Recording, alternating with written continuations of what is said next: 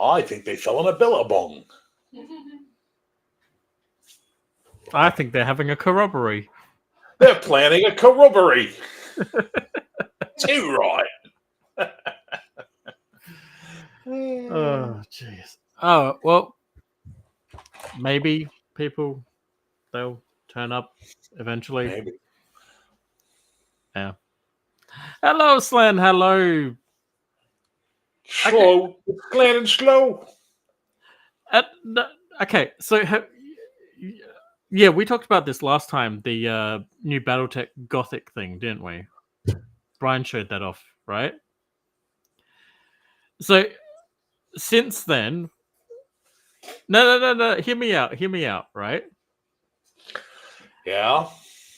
So since then, they've showed off several of the different factions in the BattleTech universe in this new Gothic version, and the Capellans, who who Legion of Myth Max Liao is very fond of, they've made them Yuan-Ti. Let me see. Like from D&D. No, from India via Naga, but whatever. Well, fine, Naga people. But yeah, it's very hilarious that they're now Dirty snakes? Yeah, dirty snakes. Well, I guess it's better than being a filthy Capellan. Yeah. Anyway, so what's new with you? Fuck and all. Well, I've got the all. I don't have the fuck, so. Well, no. I've been just trying to keep my fucking keep heroic moving forward, and was begging people to join the Discord or the Patreon, and it was good actually. I got some new Patreon members today out of it, which is really, really nice.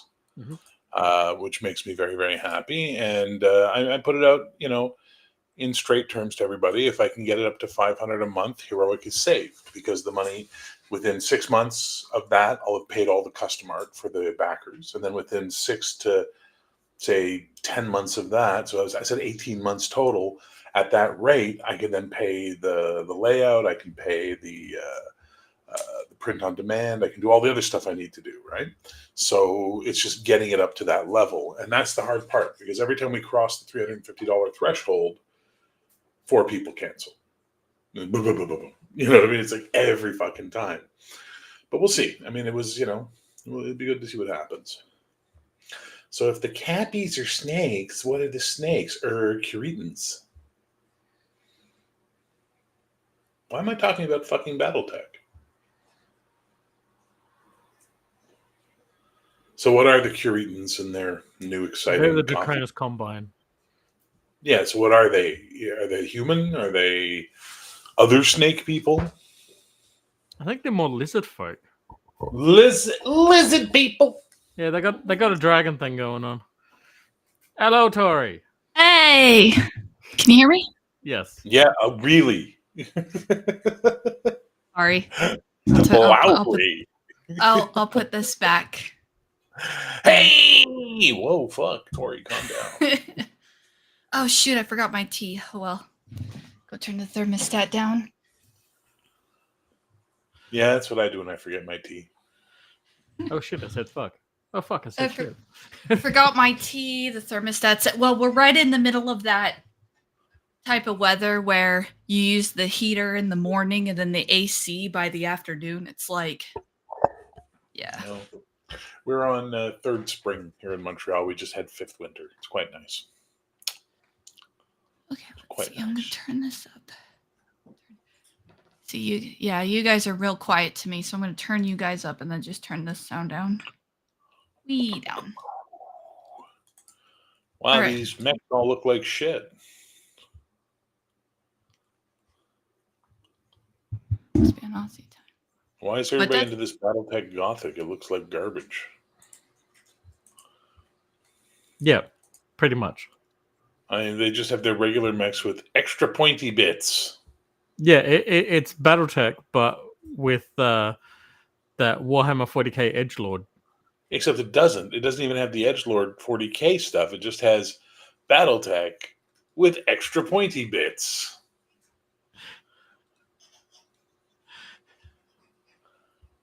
God never get it, and I'm okay not getting it. I mean, I don't get BattleTech in general, so does that count? Me too. I'm in the same boat as you, Tori. I'm like, yeah, why? Why are we? Why? Wait, why? Why do I people mean, care? I won't say that big giant robots are not cool, but like, are they that cool? Question mark.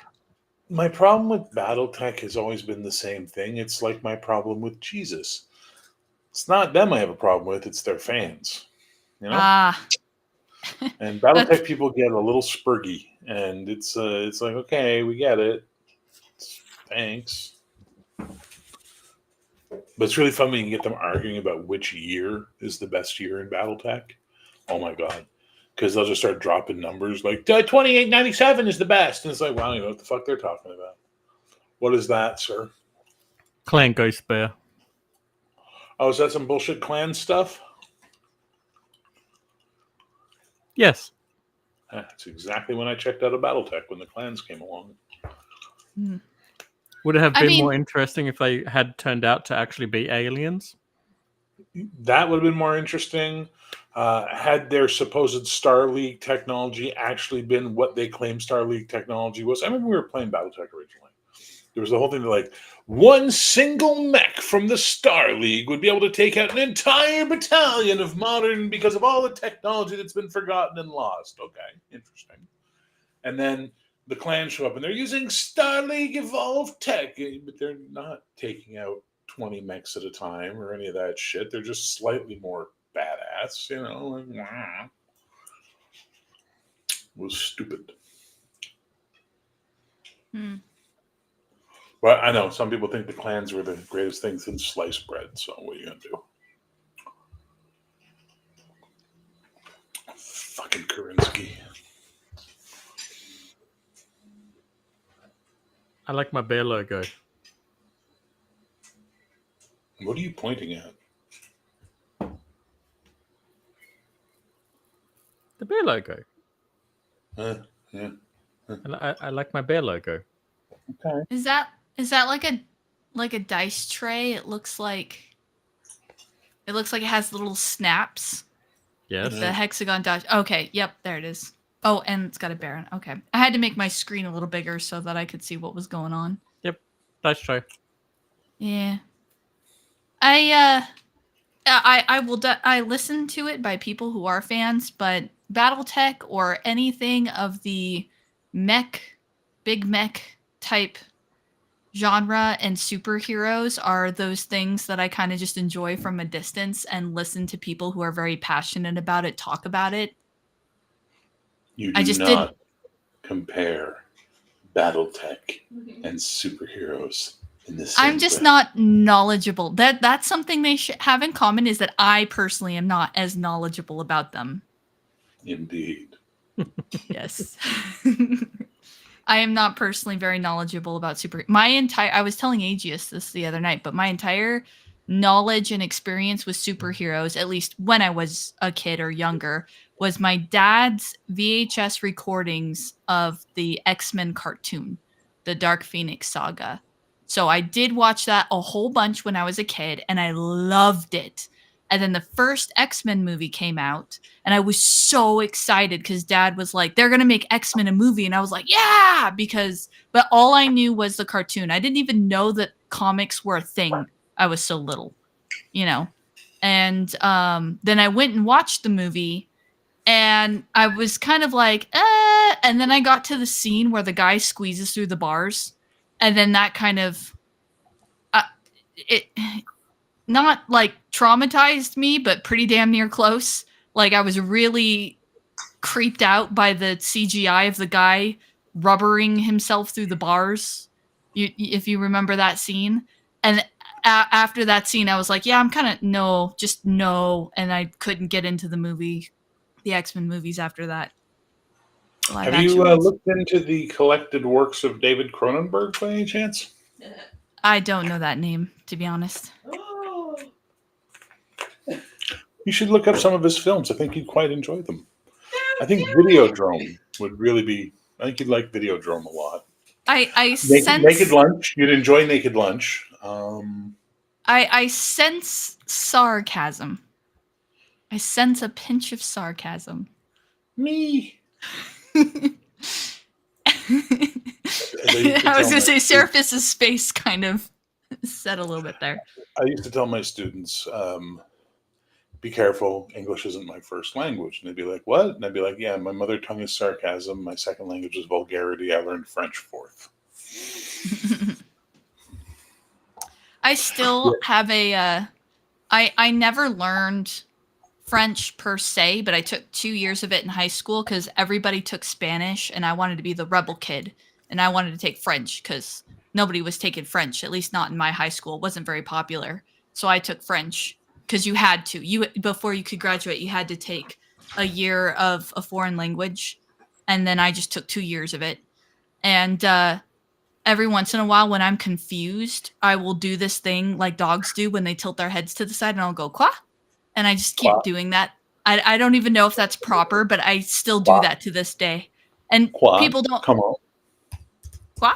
And people Go on. don't have to know what that's in reference to, but they get it when I do the dog head tilt. You know how dogs do when they're curious? Like people understand that even if they don't understand the word that I'm using, but I will still do that to this day. So 7.4% of the American population identifies having French or French Canadian ancestry, and Wow. 1.32 million Americans speak French at home. Spanish, I'm sure, is even insanely more, but I love the fact that your school called those foreign languages. Yeah, well, that was my school at that time. That's America, baby. That's just America. Yeah. To be fair, they can Well, barely speak English, so Well, this is It- true. This depends on where you are in the world, I think, because there's different dialects even within the U.S. There are vastly different dialects. Like there's people from my own country that my neighbors can't even understand because the accent is so heavy. So there's definitely different accents from different places. No. I went don't to believe you. one of the guys that I used to work with, it was very, very, very, very, very, very southern, and we used to have to ask him to repeat himself a lot because nobody could understand what he was saying. Hmm. Which there's not a whole lot of southern accents where I am.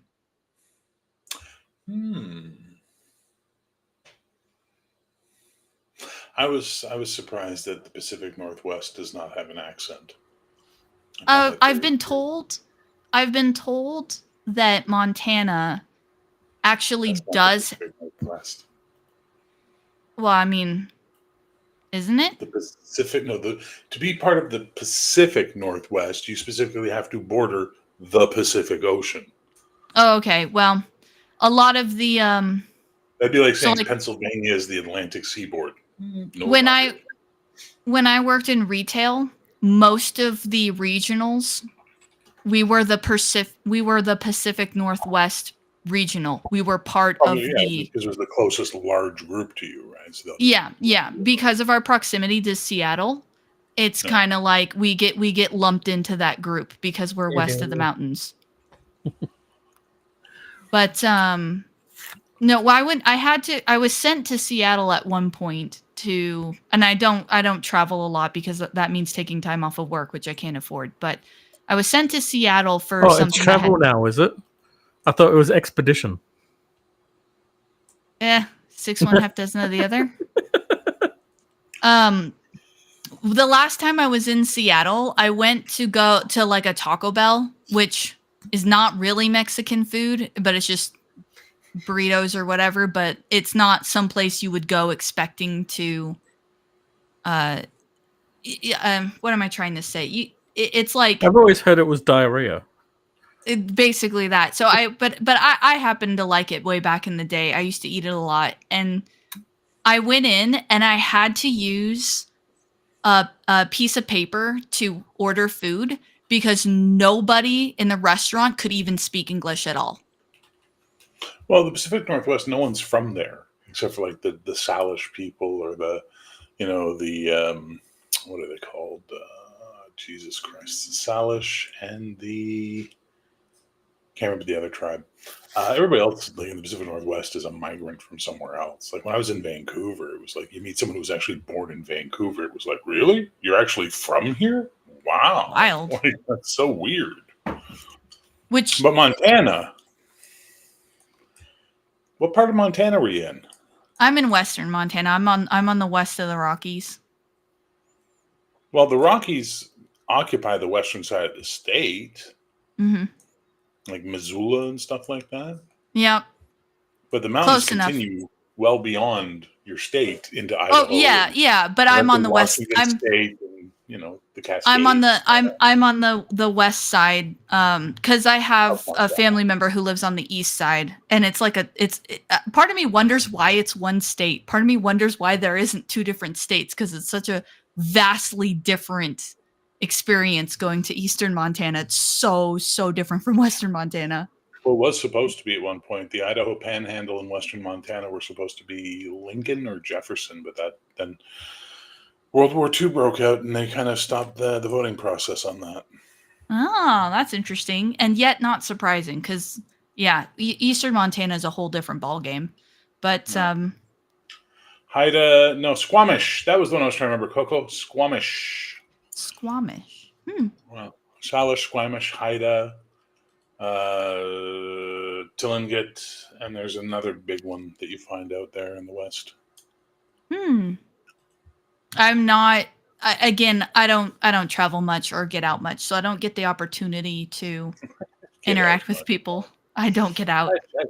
I just stay inside. It's much easier. Anyway, your region is not Pacific Northwest. Your region's called Mountain West. It's the sub-region you're in. Interesting. But you probably get lumped into the Pacific Northwest because there's not a lot of people living in the Mountain West region. Yeah. Well, and again, I'm referencing chain stores and how they group themselves. So when you've got one store, that's fair.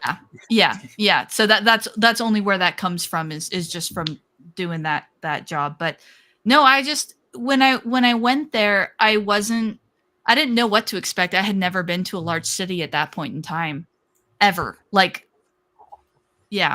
And like the Missoula is the closest thing to a large city I had ever really experienced or have memory of because I was too young prior to that. And I was a little bit confused by how much Spanish was or what I understood as Spanish. I mean, I'm assuming it was Mexican Spanish, but Spanish was the predominant language. So the fact that I didn't speak Spanish made it difficult to talk to people. That's fair.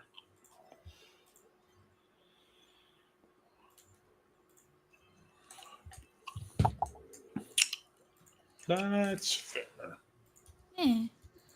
Nope. I didn't want to take Spanish when I was in high school. Everybody took Spanish when I was in high school, and I didn't want to do that.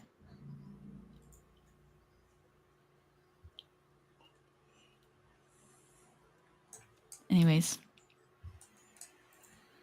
Yavo.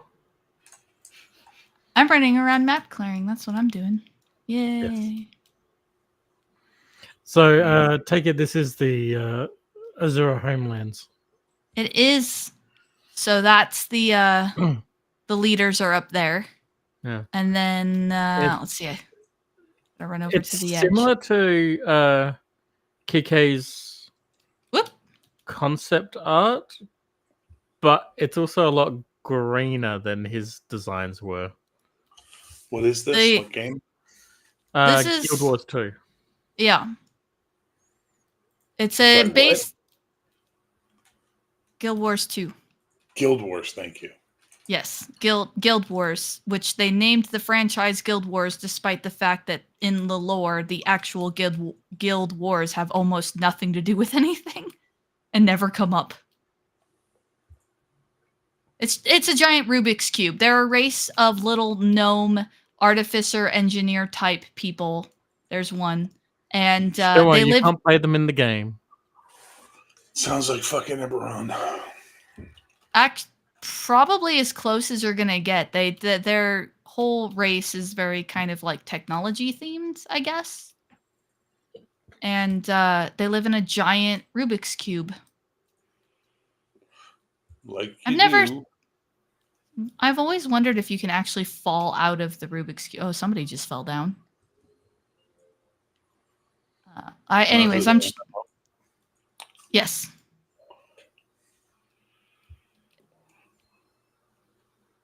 I'm trying to do what's called map clearing, where I try to get every... I try to get every single point of interest or vista or waypoint in the map. So basically, I just run around and try and unlock all of the little areas. But you can see what I mean. It's literally, they live in a giant hovering Rubik's Cube. We are the Borg. The allure is that they were forced up from underground. They used to be underground. So maybe more like, how you say it, Duragar? But one of the dragons woke up and forced them up out of the underground. Let's see, where's the stairs down? I'm already lost. I'm just gonna go down this way. But I know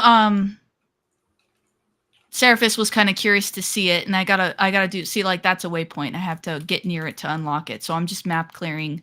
It's something you can do that's pretty mindless in the background, but I know that Seraphis was kind of curious how it ended up actually looking in game. So I figured, well, since I have to do it, I'll just wait until Talking Drek, and then Seraphis can see it if he wants. So this is all your fault, Seraphis. Yes. Okay. As is everything. Well, I mean, it is his show. is it a show, really? Podcast? Isn't even Video? that, really? Look, I think it's named appropriately. It's Talkin Drek.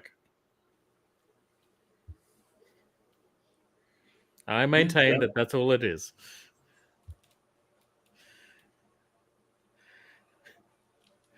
I mean, although technically we could bring up a topic, since the person who actually knows all about it is actually here. Oh, Yes. what's the topic? There we are. This one, Tori. Oh, the new DC 20 rules. 9.5. I don't know about a 0.1. I just know about 9.5. Oh, that was just me being silly. Oh, okay. What would you like to know? Like, what specifically? Because the main big changes are probably the subclasses of 0.9 and then the new defense system from 9.5. I mean, there's a lot of little changes that I haven't gotten a chance to, like, fully explore, but I think the big one everyone's talking about is the defenses. Well, why don't you share with us? So Because I'm pretty sure both Bear and I know nothing. I don't know what other TTRPGs have it, but when DC 20 launched, it launched with two defenses. PD and MD, which is physical defense and mental defense, and they were separated by elements. So physical, or like piercing, slashing, bludgeoning, and then like fire, water, ice, whatever. All of those kinds of attacks would target physical defense, and then umbral, which is basically like darker kind of nether necro type magic. Umbral, radiant, and I think a couple of other psychic were mental defense. Well, they ended up changing that because the problem is that mental defense wasn't ever being used. So there was kind of no point in having it. And they changed it to active defense and passive defense. And active, in fact, let me minimize this and let me fix this real quick. Source scene cam. Okay. I gotta go. I gotta get ready because I got my show coming up at 8:00. So at least you weren't alone to start, but now you can talk DC 20 and BattleTech and Shadowrun and Guild Wars. All your favorite topics. All these topics that clearly mean nothing to me, which is great. Peace, love, geek. See you later. Bye-bye. Bye. Oh man. Oh, I feel bad. I scared him off. No, I'm kidding. I'm still listening.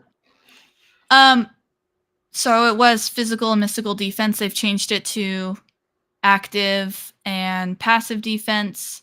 The way it works originally is that your physical defense, which was the one that was used the most, used to come from agility only, which there's only 4 core stats. So basically, one core stat fed physical defense. It was kind of like AC from D&D. It was the one primary attribute that was being used the most. With the new system, active defense, or AD, is fed by agility and I can't highlight it. Agility and intelligence.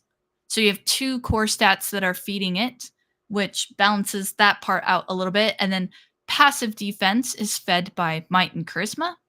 And the idea is that active defense is what you can dodge. So, like if an arrow or a knife or a melee attack or something like that, you can physically get out of the way. That's active defense.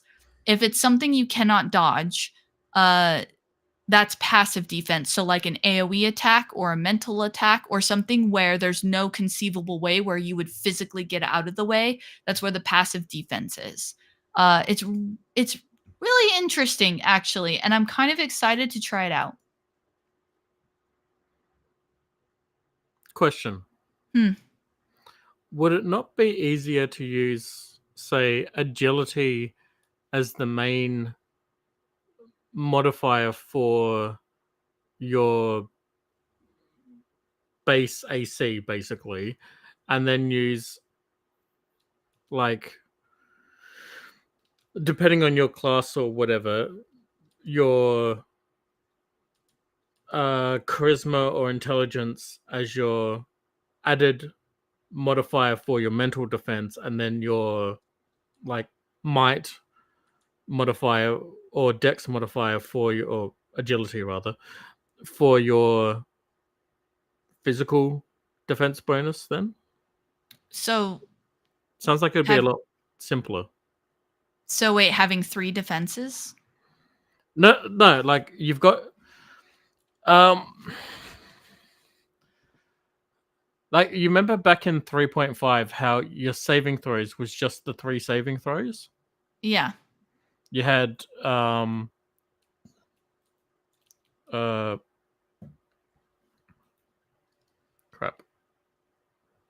I mean, you just had AC and flat-footed, right? Or no, I'm sorry, you said saving throws. That's AC. Yeah. Was it like will, fortitude, and dex? Yeah, reflex. Reflex, yeah. Yeah, will, fortitude, reflex, and will. It, actually, I think no, the AC version actually is better. It's sort of this is complicated. Okay. Well, I think because you have 4 core stats, not 6, and you have 2 defenses, it kind of makes sense to split them 2 and 2. Like 2 stats feed 1 defense and 2 stats feed the other defense. Oop. Like to me that makes sense. Okay. You're basically splitting it 2 and 2. Oh, I just now saw. Huh? Oh, I just now saw Grim Squirrel's message that told me to stop going to the edge because I'm giving her anxiety. Sorry, Grim Squirrel. When was that? I didn't see that. That's the viewpoint. So anytime you get a all viewpoint, the way up there. Yeah. No, Yeah. I was talking about her comment. Oh yeah. Scrolled way down. Yeah. Leaning over the edge, and I'm like, oh no. Oh. Lots of cubes, huh? Yeah, the Asura are very into cubes. It's the limit configuration. I knew you would like seeing Red Assume, and every time I come in here, I am always lost AF. So I figured it would be a great talking Drek background as I just aimlessly wander about trying to find the different waypoints and points of interest and stuff. You know what also slightly reminds me of? Hmm.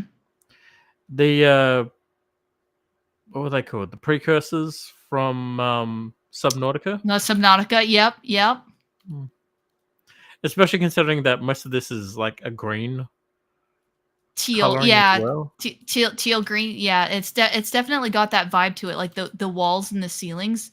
Hmm. 100%. And then, so you're actually familiar with the Guild Wars lore. Actually, arguably more familiar than me, especially when it comes to Guild Wars 1. Only Guild Wars 1. Yeah, all I really know is the concept art that Kike had done for, I think, probably most of Guild Wars 2.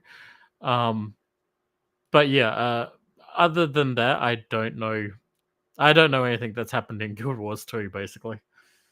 Yeah, it's really cool. Most of what I know is from going onto YouTube and trying to find lore videos explicitly to explain it because I wasn't familiar with the franchise at all until is it over there? Oh, there it is. If Grim was wondering why I keep going to the edge and looking around, it's because I knew there was a vista and it's right there. I just got to figure out how to get to it. Fly?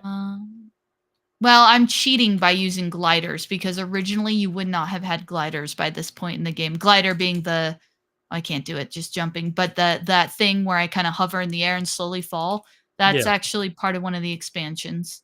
And this area is an area that exists before the expansions. So every waypoint that exists in the core area has to be available without mounts or glider. Oh, see, gliders actually messed me up. There we go.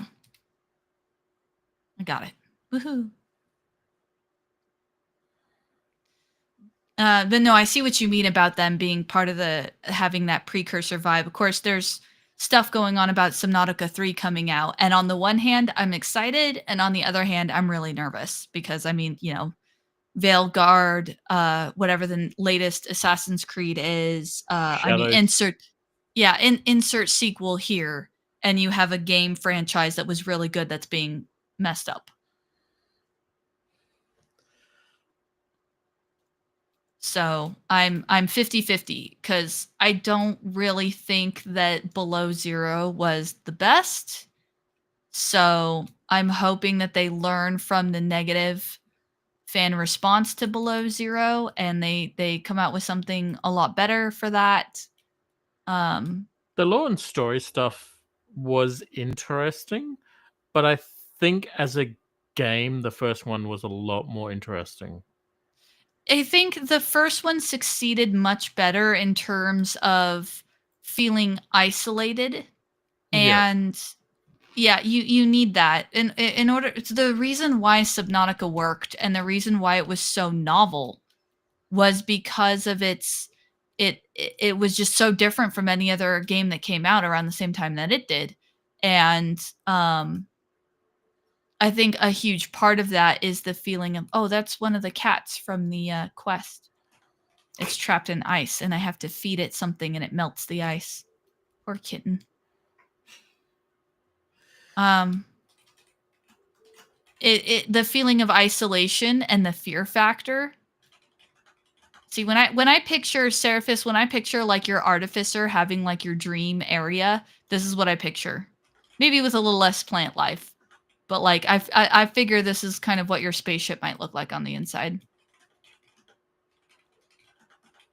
I will forward you some artwork that's actually more the inspiration for what I'm doing. All right. Oh wait, we already went down there. There's points of interest all over the place around here, and they're like scattered about everywhere. So I got to try and like find them. And the map is not helpful at all. So I basically got to go like on purposely get lost.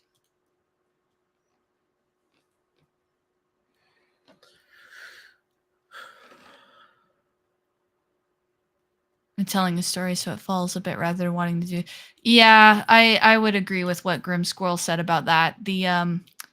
The sequels being more money focused rather than having an original idea. Speaking of which, Guild Wars. Yeah.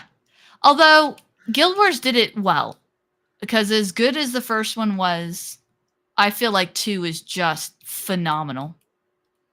It is a very much beloved game within the community and then some. So I feel like Guild Wars 2 is an example of a sequel actually expanding on the original and being very good. Although I find the fact that it kept the name and dropped the more central focus of the guilds to be rather amusing. Kind of, sort of. They make a slapdash. See, I've already been around here. What the heck? There's a slapdash attempt to call to that. I've already been there too. With the orders, but I didn't stream any of that, so you didn't get to see any of that. But there's these different orders that you join. Oh, like the Shining Blades and stuff. No. The Order of Whispers, the Vigil, and the Dermond Priory. And what happens is your personal story, aka the main stories you experience it in the MMO, is split. The first couple of levels. Let's see. Seeing secrets down the hatch, turn off guard, apple a day. Oh, apple a day is probably somewhere in the 2 to 3 range. So everything 1 and 2 or 1, 2, and 3 is based on your race, and then it comes together at one moment, and then you have to pick one of the orders, and then it splits apart again, and the quest line is whatever order you picked, and then it all comes together again at the Battle of Claw Island. At that point, no matter what order you picked, the story comes together, and then a little bit after the Battle of Claw Island, then it's the same story, no matter what your origins were. But it's kind of like Dragon Age Origins, where the beginning is different, but then there's this spot where all of the quest lines converge, no matter what you picked. And they try to the Vigil, the Dermond Priory, and the Order of Whispers are constantly bicker with each other. And they're always fighting until the main character and Traherne are friendly, like, stop your fighting, we gotta fight a dragon. And then they're all like, oh, okay, I guess.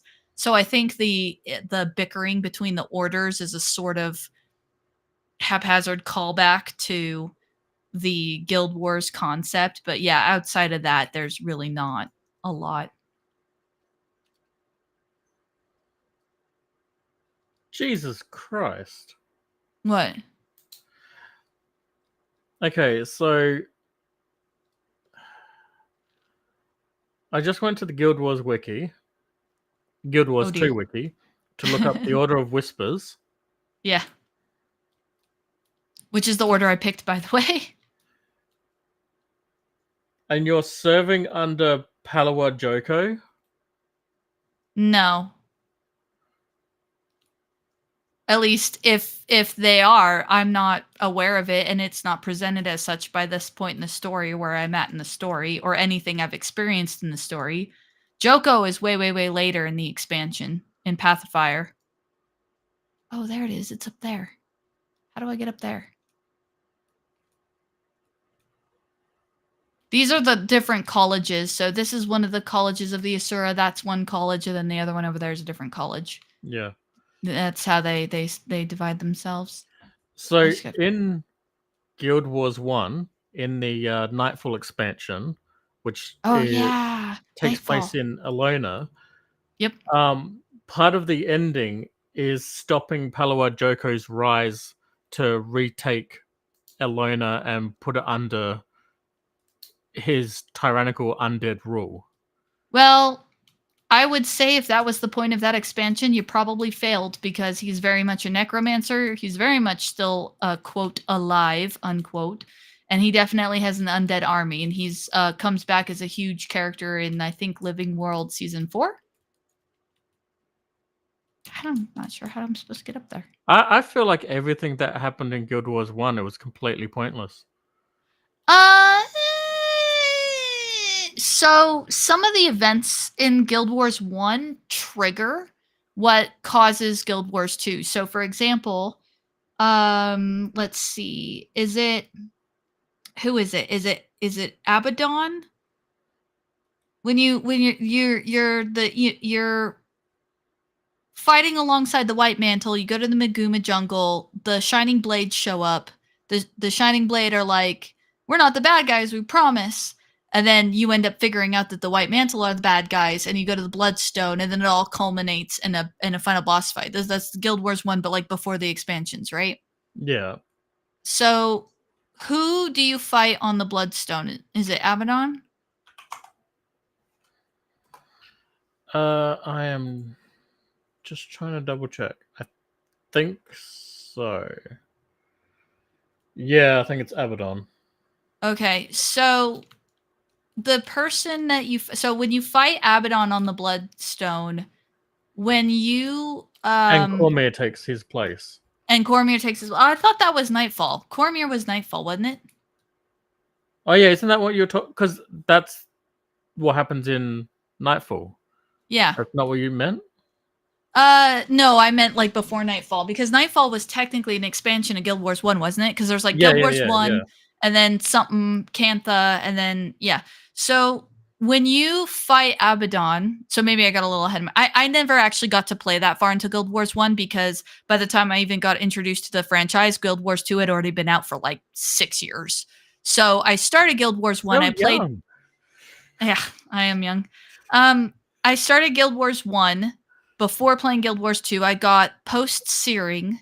I got into the Shiver Peaks, and then I started playing Guild Wars 2, and I just relied on research information, YouTube, what have you, for learning the rest of the story, right? And the person that you fight on the Bloodstone, they trigger the awakening of Primordus. That's why the Asura, in fact, I think the whole explanation of the Norn and the Asura and the Sylvari, I guess, joining as playable races in Guild Wars 2 is a side effect of their various dragons waking up. So Jormag woke up, pushed the Norns out of the far Shiver Peaks and into the regular Shiver Peaks. Hence, they're now playable race. The Sylvari woke up, which the Sylvari are better explained in Heart of Thorns expansion. So if you don't care about spoilers, I can tell you, but it's kind of spoilers. And then the Asura were underground, but Primordus woke up, and then they came up from underground along with the Skrit. So the events of Guild Wars 1 is kind of what awoke the dragons.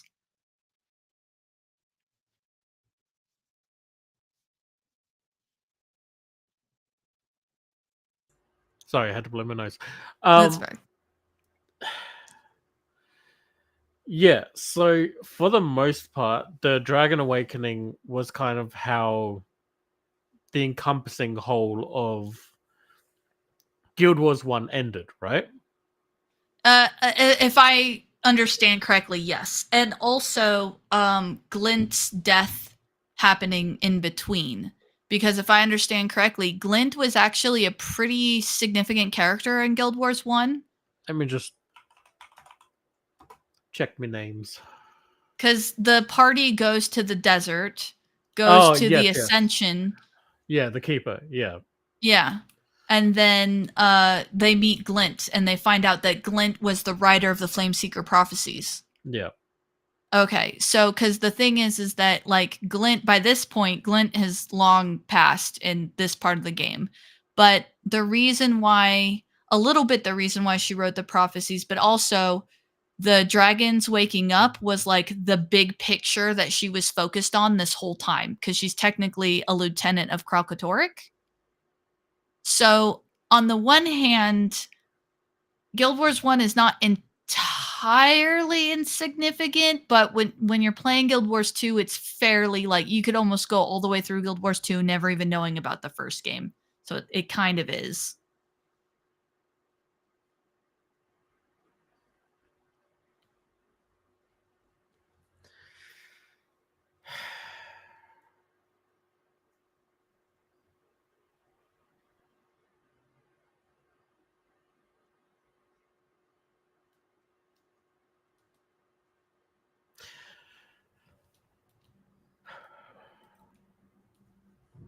So I'm just going to take away from that it kind of is just pointless to.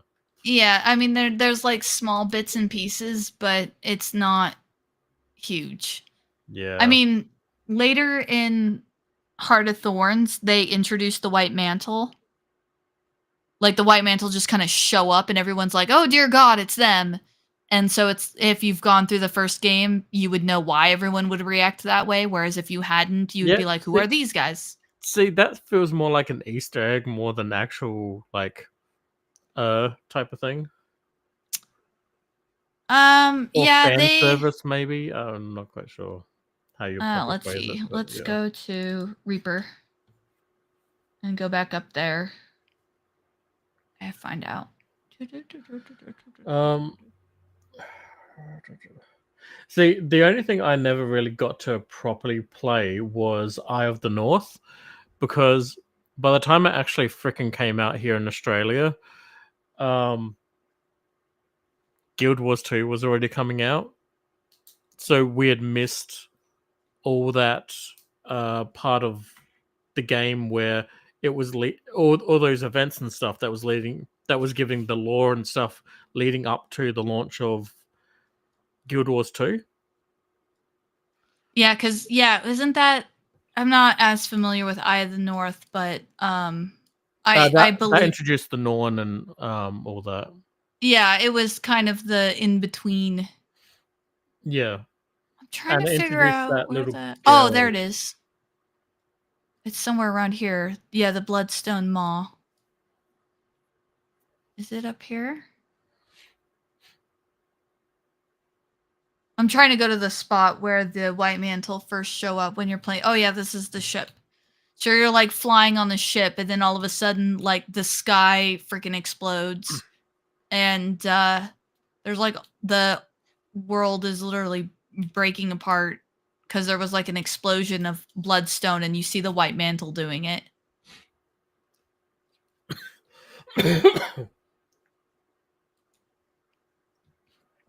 Oh, I forgot she has the glider equipped, or the shuriken equipped.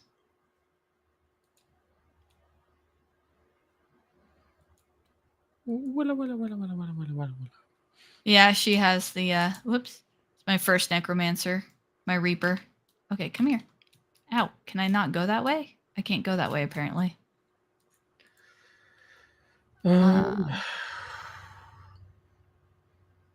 So, like, what happened with all the gods and stuff? Are they The still fact I mean they're absent, and they're still absent because once they left Or sank to the bottom of the sea.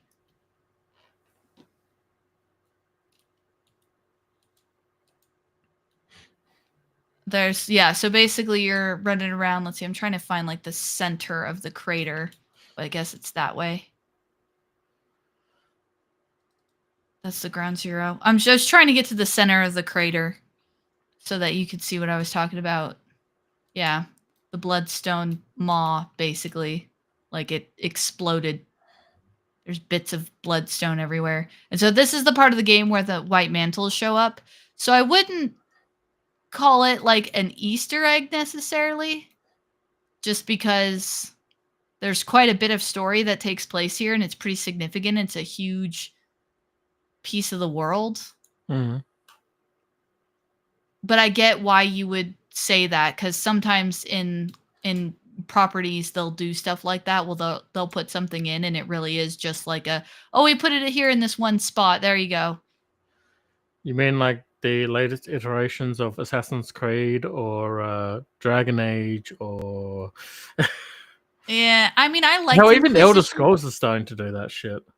I liked Skyrim, and I liked Inquisition, so I can't judge like those games too harshly. Like I'm fond of those games, but beyond those, I haven't really paid much attention. I don't play ESO. I know a couple of people who do. I own it, but I don't actively play it. I own like 3 different expansions of it. I have not played it at all. Haven't even registered those codes to activate the game. Is Codicus part of Guild Wars 1? Codicus? Yeah.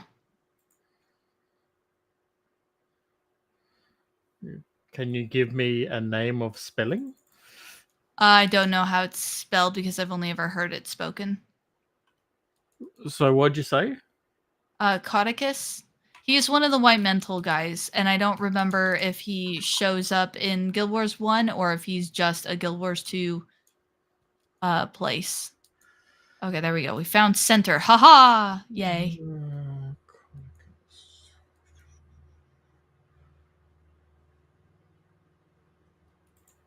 It's not map clearing route assumed, but that's okay. Group of place. He shows up in the arena, but arena. But I don't know if he's.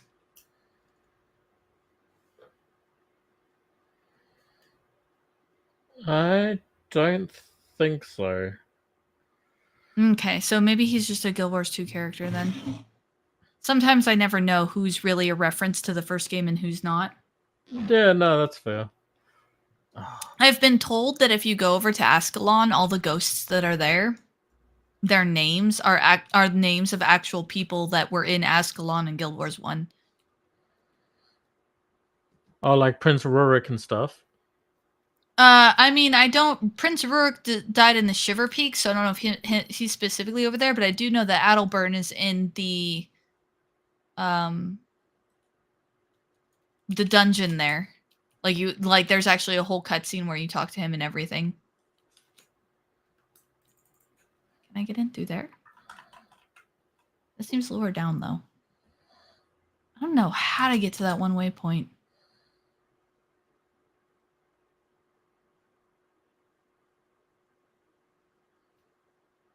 I got a new point of interest, so that works, I guess.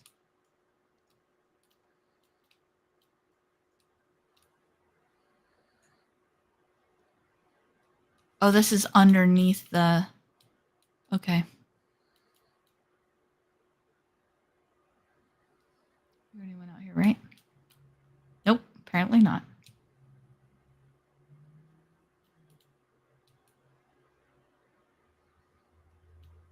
You know, I did just have to double check because you did say Adalburn, and I'm like, wait.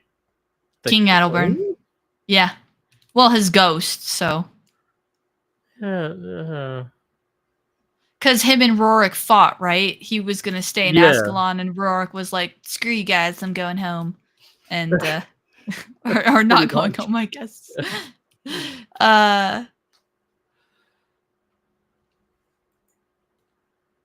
So, yeah, Adalburn shows up as a ghost. Can I get up there? I'm trying to figure out how to get to that one waypoint, and I can't figure out how to get up there. And it's probably because I'm trying to talk at the same time.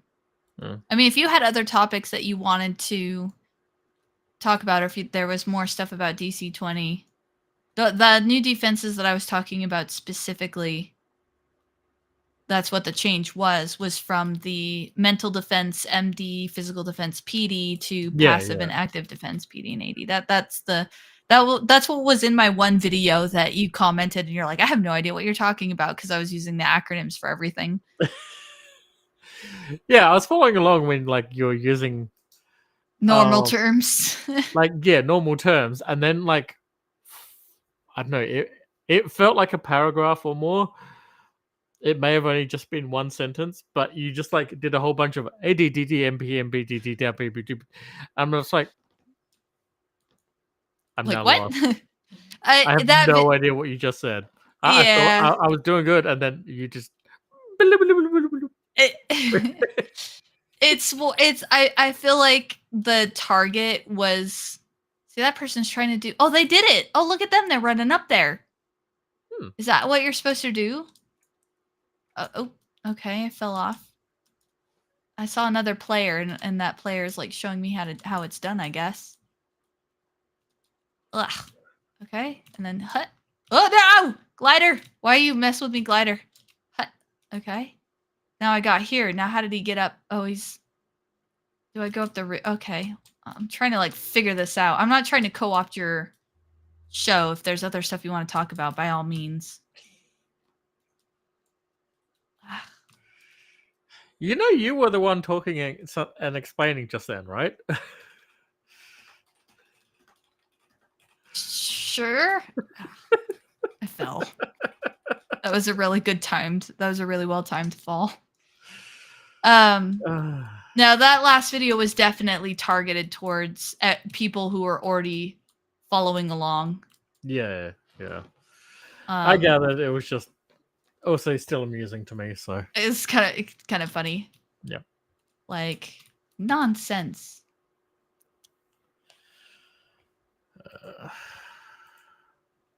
Although, do you know like Pokemon or anything like that, or any of yeah. those things?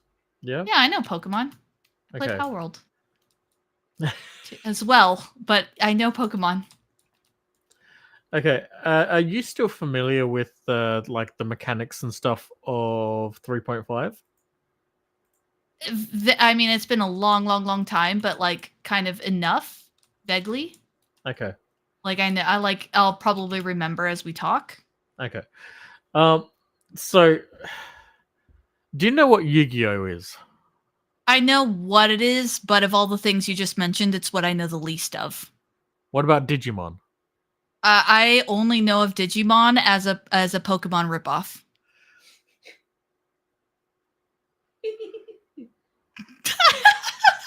I heard that. I heard her giggling in the background.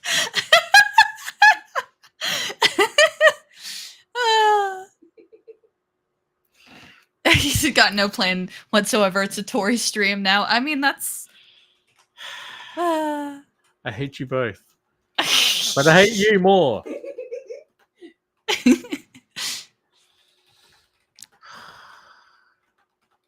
Look, Pokemon won the merch war, okay? But Digimon had the better show with a better story. And Sure. I'm leaving it at that. Pokemon, what exists? Oh, that's why I'm missing so much stuff. It's all out here. Pokemon exists with like the game and the card game came before the show. So the concept was there long before there was a show. And you could argue that the show was just a cash grab. And it was never really that good or gonna be that good. What the hell was that funky music? What? I mean, I can't do audio, so I have no funky music. Play that funky music, white boy. And they were dancing Well, it wasn't me. and singing and moving to the grooving. I don't know. Was it that one? What? Ugh.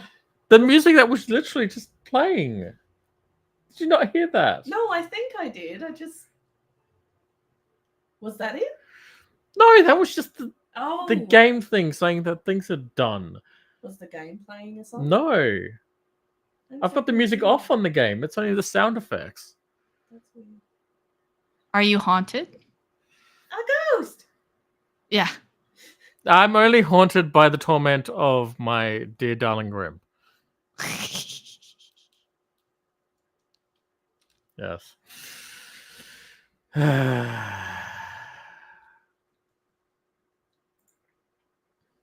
Anyway, I will explain why I asked about 3.5 and then rattled off Yu-Gi-Oh, Pokemon, and Digimon. All right.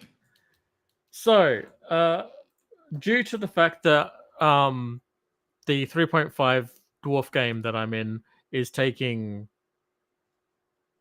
3 millennia, and I have yet to actually be able to have my artificer craft a goddamn single fucking thing. I've been using my time between games to experiment with the 3.5's crafting system from the DMG. Oh. And in 3 years, I've learnt a lot. And one of those things that I have recently finished creating the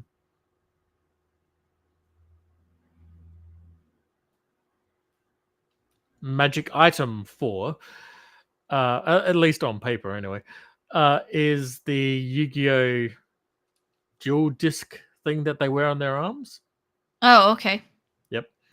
As well as, the summoning cards, because they're basically like a once a day or a twice a day use magic item that, can perform a spell or spell-like ability.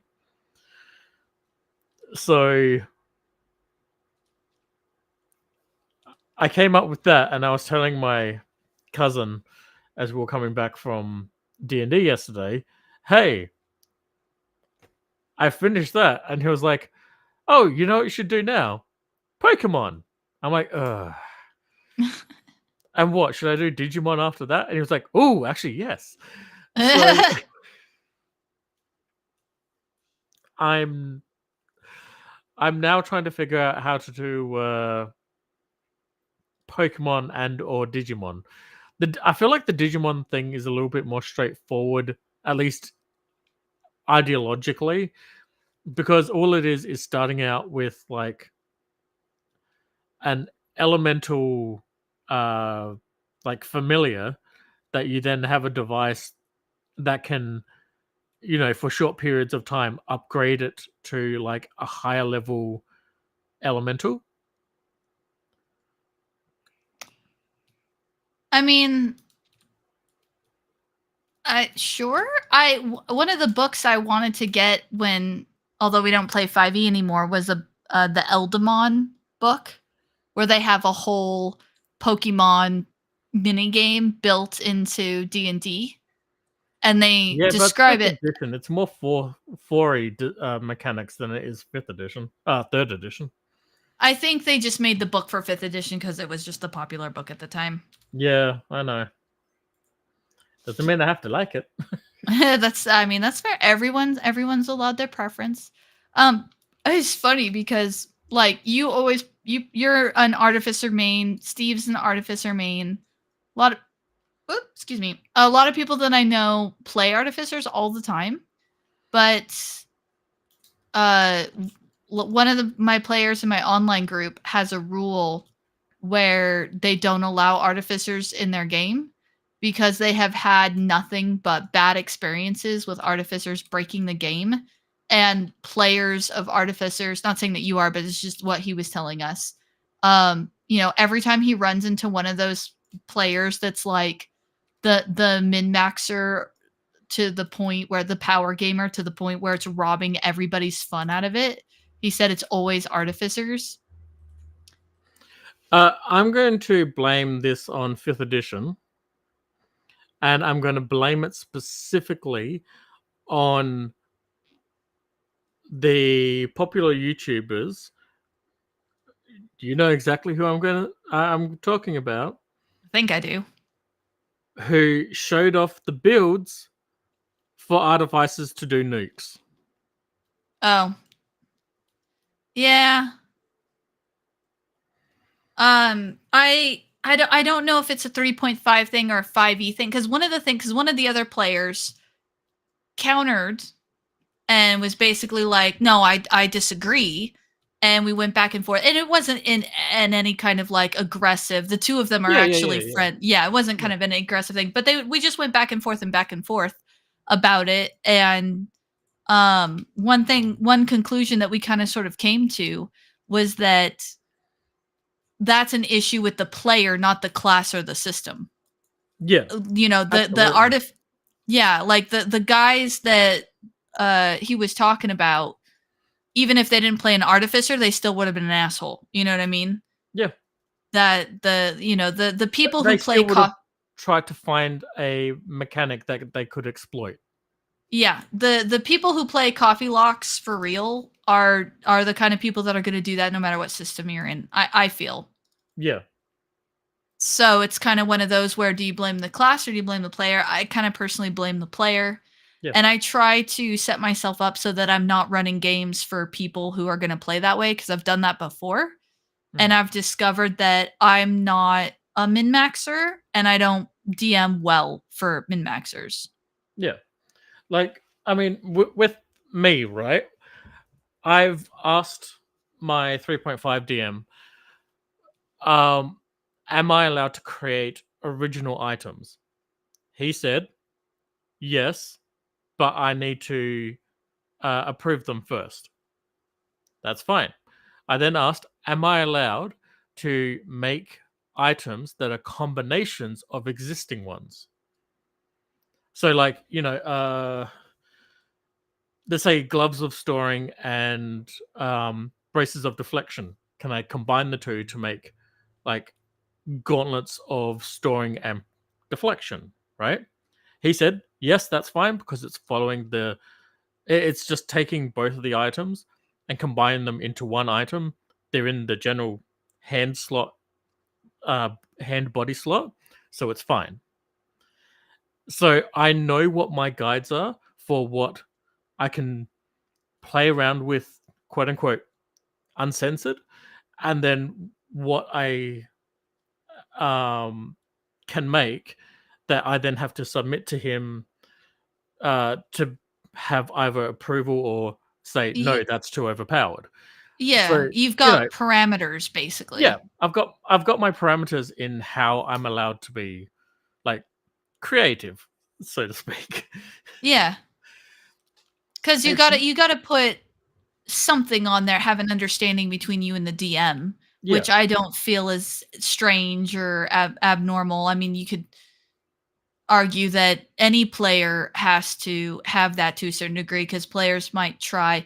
It may not be an artificer with a magical item. It may be somebody trying to do something.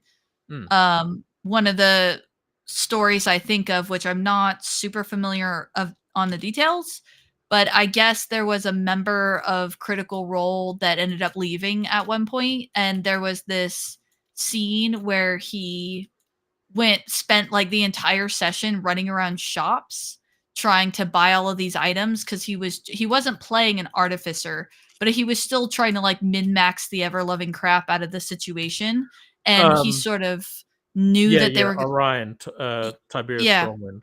Yeah. yeah, which again I didn't actually watch the gameplay of that, so I have no idea. I just watched other YouTubers kind of cover it and explain it.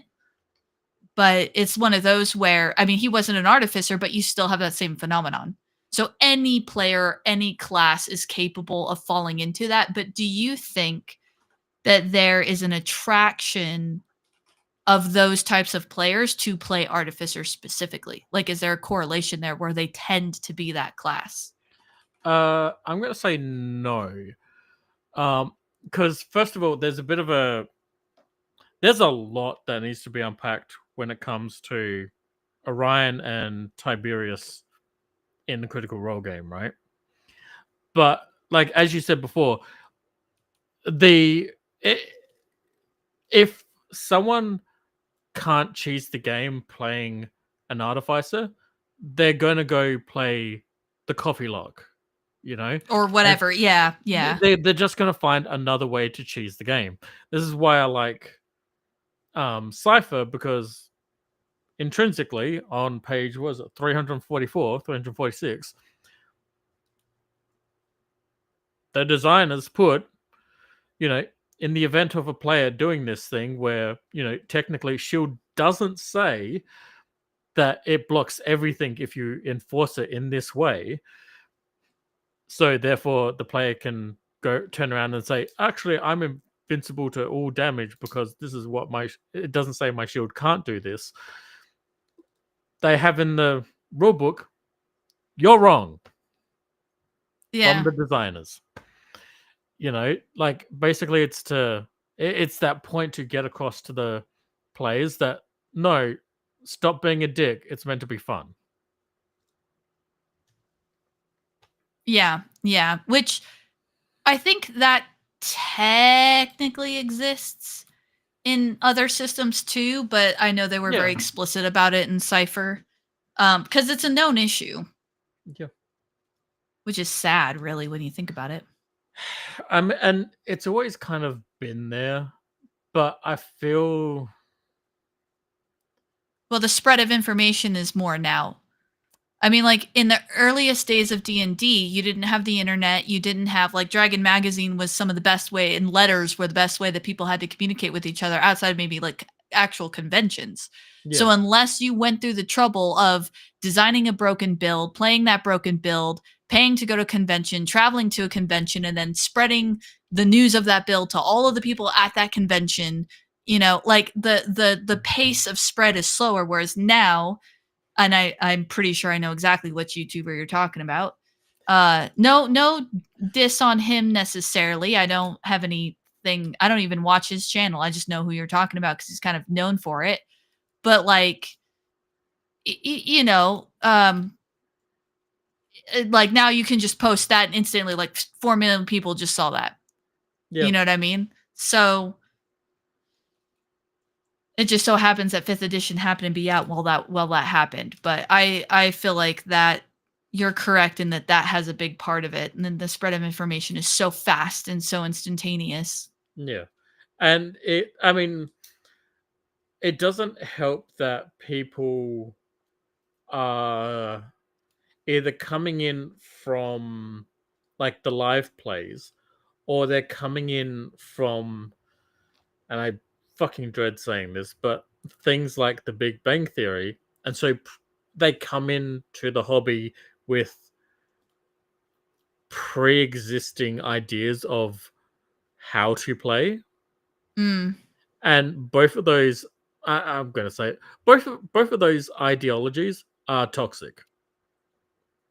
Because on one hand, you've got the people who they want the Matt Mercer experience. Yeah. And then on the other hand, you've got people who think that, oh, everyone's going to be like that fucking twat from Big Bang Theory. And so you're just going to have to min-max everything. And it's like, no. There's definitely a lack of knowledge, but you gotta, if you're gonna introduce new players, which you kind of have to do for the life of the hobby. I mean, you can't just have everyone who's ever played it, only they play it, and then they die off eventually, and then there is no longer a hobby. I mean, you gotta, I acknowledge that. yeah. So parents to children, friends to friends, you know, like, hey, I have this great game. I want to see if you want to come play with us. Like you've got a sort of word of mouth experience, but how much of that, if you're going to introduce new players, you got to get to them somehow. Yeah. And it's a two-sided coin of, on the one hand, Stranger Things and Critical Role, which are the ones that are most frequently cited. Heck, even that channel I mentioned in my last video, VN20, in his first video, he straight up said that he had never even heard of D&D until he watched Stranger Things. Right? And now he's a DC-20 fan because he went down the rabbit hole of learning about them and finding other channels that talk about them, etc., etc. So it's like, on the one hand, they're really good for getting new blood into the hobby, but on the flip side of that, with a huge wave of new blood, you've got all of these, you've got a much broader range of expectation and style and personality and XYZ, and that's just a straight up side effect of something getting popular, right? Yeah. However, what is your feeling then on when people, quote unquote, invent something new for, say, specifically D&D that already existed in D&D's earlier, previous editions? I mean, I don't have any level of,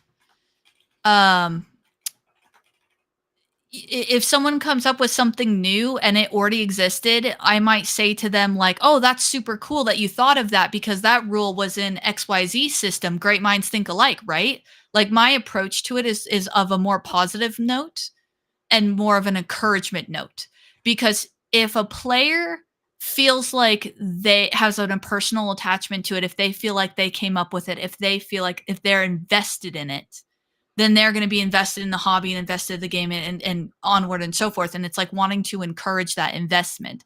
If a player comes up to me and they created something and that existed in an old system, and I just say to them like, oh, well, we're not going to use that because that was already in this other system, and I take a negative approach to that, then that person is going to walk away from that interaction being like, oh, I don't want to play. You're a jerk. I don't want to talk to you anymore. So I come from the standpoint of wanting to encourage people, because one thing I do believe is that a lot of the stuff that we're talking about as far as toxicity in the community is even if slowly semi self-correcting, because what's going to happen is those guys are going to keep being assholes, and eventually the DM is going to, it might take a while, but eventually the DM's going to be like, look, I've had enough. I'm done. Even the player who brought this up in my online game did exactly that. He said, I'm done, and then all other 3 people left the game, and the only people left was the DM and the asshole player. So what happens is those guys end up on RPG Horror Stories, or their group falls apart, or they leave, or etc. And either they're going to end up in a group made entirely of other assholes, in which case they can all go be assholes together. But I mean, like, people are capable of figuring it out to an extent. And so I still try to come across it as a encouragement, because if they're doing, or I might say, like, if someone's being a jerk, I might try to say something to them. Or like in the case of the min-maxers that I DM for, there's 2 reasons that group fell apart. One of them was my own personal fault. Like I done messed up. So I acknowledge that. And then the other reason why it didn't work is because they were just min-maxy as hell player. They were the coffee luck players. They were those types of players, and I'm not that kind of DM. So it was always going to fail. I just made it happen faster. Yeah. But people learn and they move on, and that group breaks up, and then they go find a DM that's perfect for them, and I go find players that's perfect for me. Yeah. I think the example that I was giving, the point I was relating to,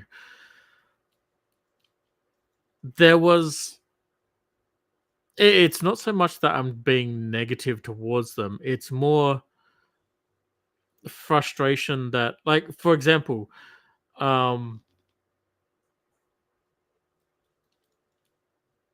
try to be as delicate as possible with this. There was a Discord channel that I've been perusing on, right?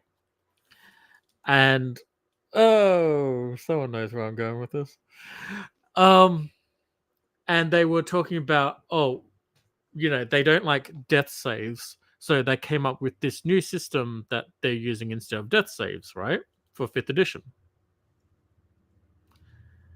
And it's literally 3.5's death mechanic system. Okay. And I was like, that's cool. But, like, you've more or less described what 3rd edition used. Like, I'm not saying it's bad or anything. I'm just pointing out, like, yeah, this is more or less close to this. If you wanted to, like, look at that to see whether it works, like, for how you want your table to be, there's this option. But at the back of my mind, I'm like frustrated, because clearly these people didn't look into older editions. And These why would people- they? Huh? I mean, why would they? Because you can still learn stuff from older editions. Yeah, but how old are these people? How is that the point? Because you don't know what you don't know. What if they were brought into the hobby with no concept that, like, despite the name 5th edition, let's just, like, take the real step back, right? Despite the name 5th edition, what if they genuinely didn't know that older editions are out there? Or what if they interpreted the different editions as, like, those other editions are obsolete, we don't play those anymore? Because a lot of things in the modern world work like that. If you have an iPhone 15 or whatever they're on, you don't use an iPhone 3. You know what I mean? Like, a lot of young people, that might be how they think. And who am I to get frustrated at them because they don't think like I do, because they don't have the experiences that I do? Tori, on one hand, thank you for explaining that to me, because that never even crossed my mind. But Wait, on the for other real? hand, I want to kill myself now, thank you. I'm sorry, I don't know why. Wait, I actually thought that might be sarcasm. So wait, was that sarcasm? What? That it never crossed your mind. No. It wasn't sarcasm. Like that. It's part of why, like, you're part of this panel. Like, you are a regular panel co-host on this thing because you bring like with Game Masters, like with Brian, you bring something that sometimes we don't think about. Sometimes Okay. me just being Australian and having a different cultural background, a different, cultural thinking is sometimes something that, makes game masters go, oh yeah, I never thought about that. Like, it's that kind of thing. That literally never crossed my mind that they might think of older editions of D&D as being obsolete Yeah, and not yeah. being worth going back and having a look at. And as I said, thank you, but also, So what is it about that concept that makes you so sad or frustrated? In terms of, is it just the coming to terms with the fact that the younger generation thinks so differently to older generations or middle-aged generations? Or is it like, what is it about that makes you sad or frustrated? I'm kind of curious. somehow I feel like you just like took a stab at my age. And Oh, more so. I didn't But mean anyway. to. I was just no, I was just genuine because you're like, on the one hand, thank you. On the other hand, I want to kill myself, and I'm like, why? Like, what is but no, that's the first thing that just came to, because I say that as someone who's been in the position, like someone who's rather sheltered. I think Brian even called me naive at one point, but he meant it in a good way. I don't take personal insult to that. He's not entirely wrong, but I've been in those shoes where I'm confused and people around me are frustrated, and I don't want them to be frustrated. I just want them to be happy, but I'm confused. I don't understand, and they're refusing to explain it to me. They're just getting more and more and more and more and more frustrated with me, and that's making me go up and up and up and up into anxiety. Like, I've had many situations all throughout my life, both childhood, teen, like even adult. I've had many situations where I'm confused and someone's upset with me and I don't understand why. And because of those experiences, it's made me very sympathetic to, people having judgments thrown on them or frustrations levied at them, and it's like, yeah, but they don't know what they don't know. Like, don't get mad at them. Explain it to them. And then then there's a degree, if they start being really dumb about it, then okay, I could understand some frustration coming through. But start from a place of sympathy and understanding is what I try to do. I'm not always successful, but I try to do that because I've been in those shoes. You might even call it a childhood trauma of a sort. I mean, okay, just quickly, I'm going to say hello to Tales of Elsewhere. Hope you're having a good day, Peter. No,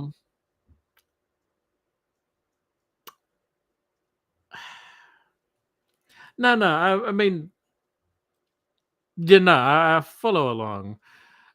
It's not so much that.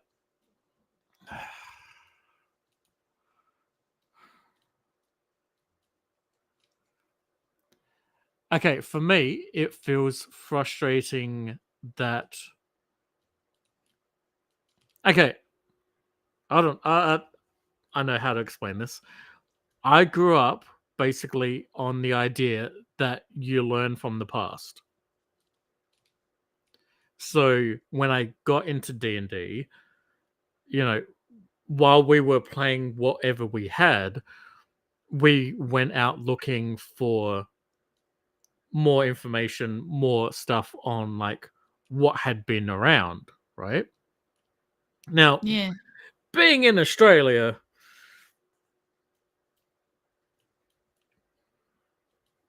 and not to take a stab at you or anything, but you know, before the internet, our prospects were limited as to what we could find, right? But you know, once the internet came along, once information started to be more easily accessible, I was able to start reading up on more of what the older editions had come out with, more of what like, especially like the older lore, and like source books and stuff that we didn't have access to. That was always really cool. But like,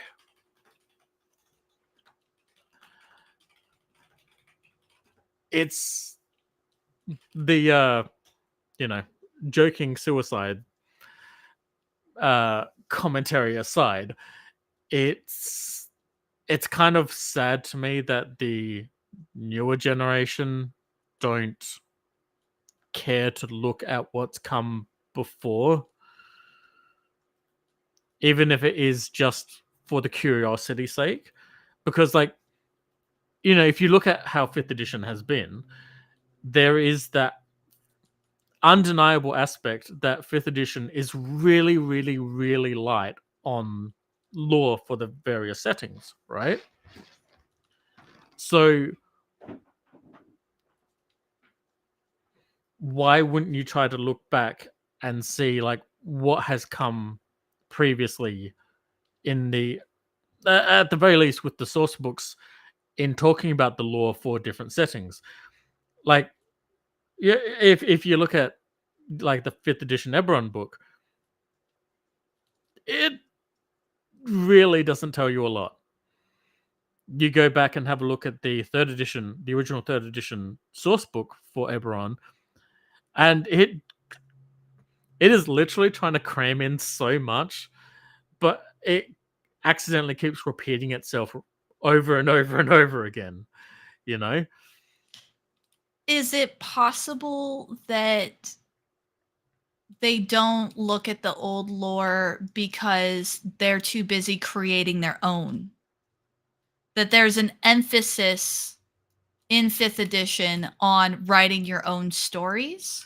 Well, I don't mind that. I absolutely love that people want to create like their own home games, their own setting, their own world to play in, right? I mean, for crying out loud, I have my own setting. My own home game is its own setting, right? But it's not necessarily the idea of um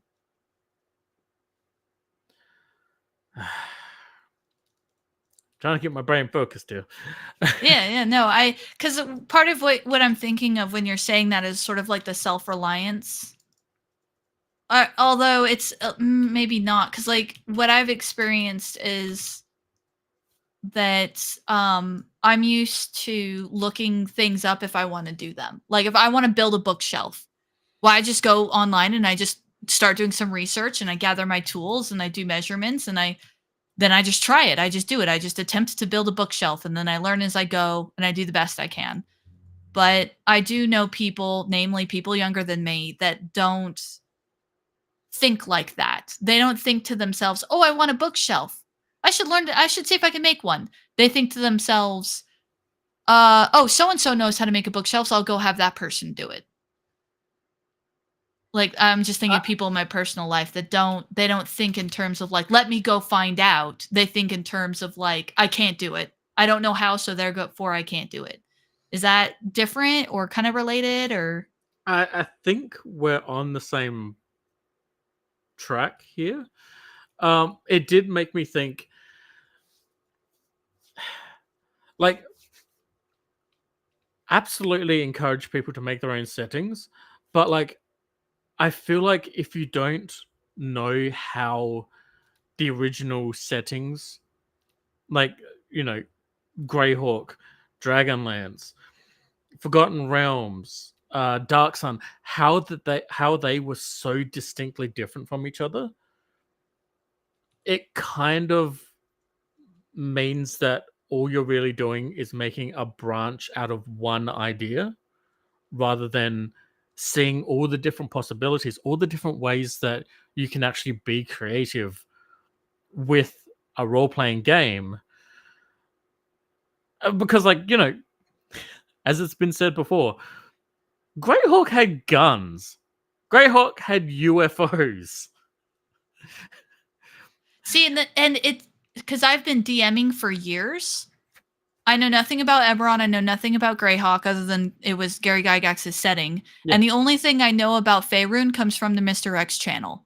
I mean, straight up, I've been DMing for 15, 20 years without ever having looked at those source books, without knowing those settings, without any of that. So is it really required? Is it so bad if someone doesn't know those settings? Well, That's not going to stop someone from being creative. It's not going to,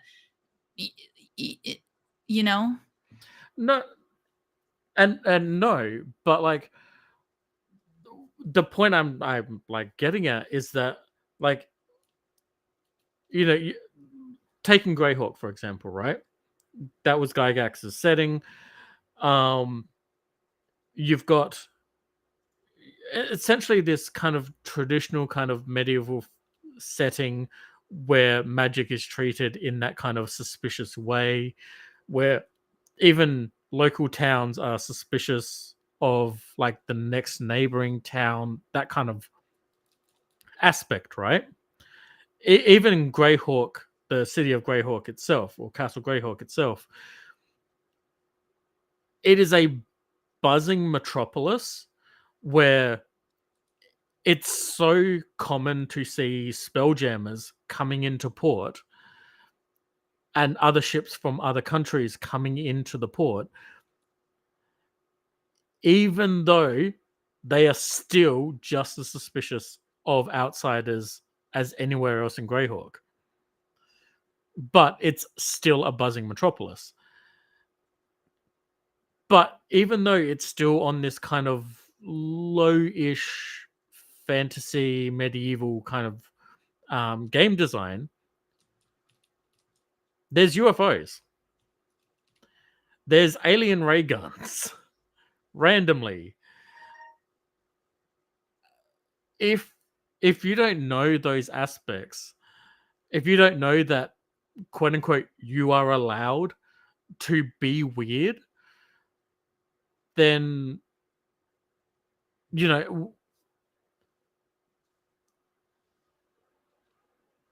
if you're just focusing on like your genre and not playing to anything else, is because you don't know that you can do that. That's the aspect that I'm getting at.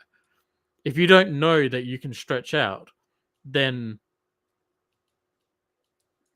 should you be learning from the older editions? I would say that there's certainly I would never dissuade someone from learning from the older editions. I'd never look at a person and go, "Oh yeah, don't look at 3.5, don't look at 2." I would never say that. But I do not feel that any of that is necessary to, like, I had no problem combining magic and technology in my world.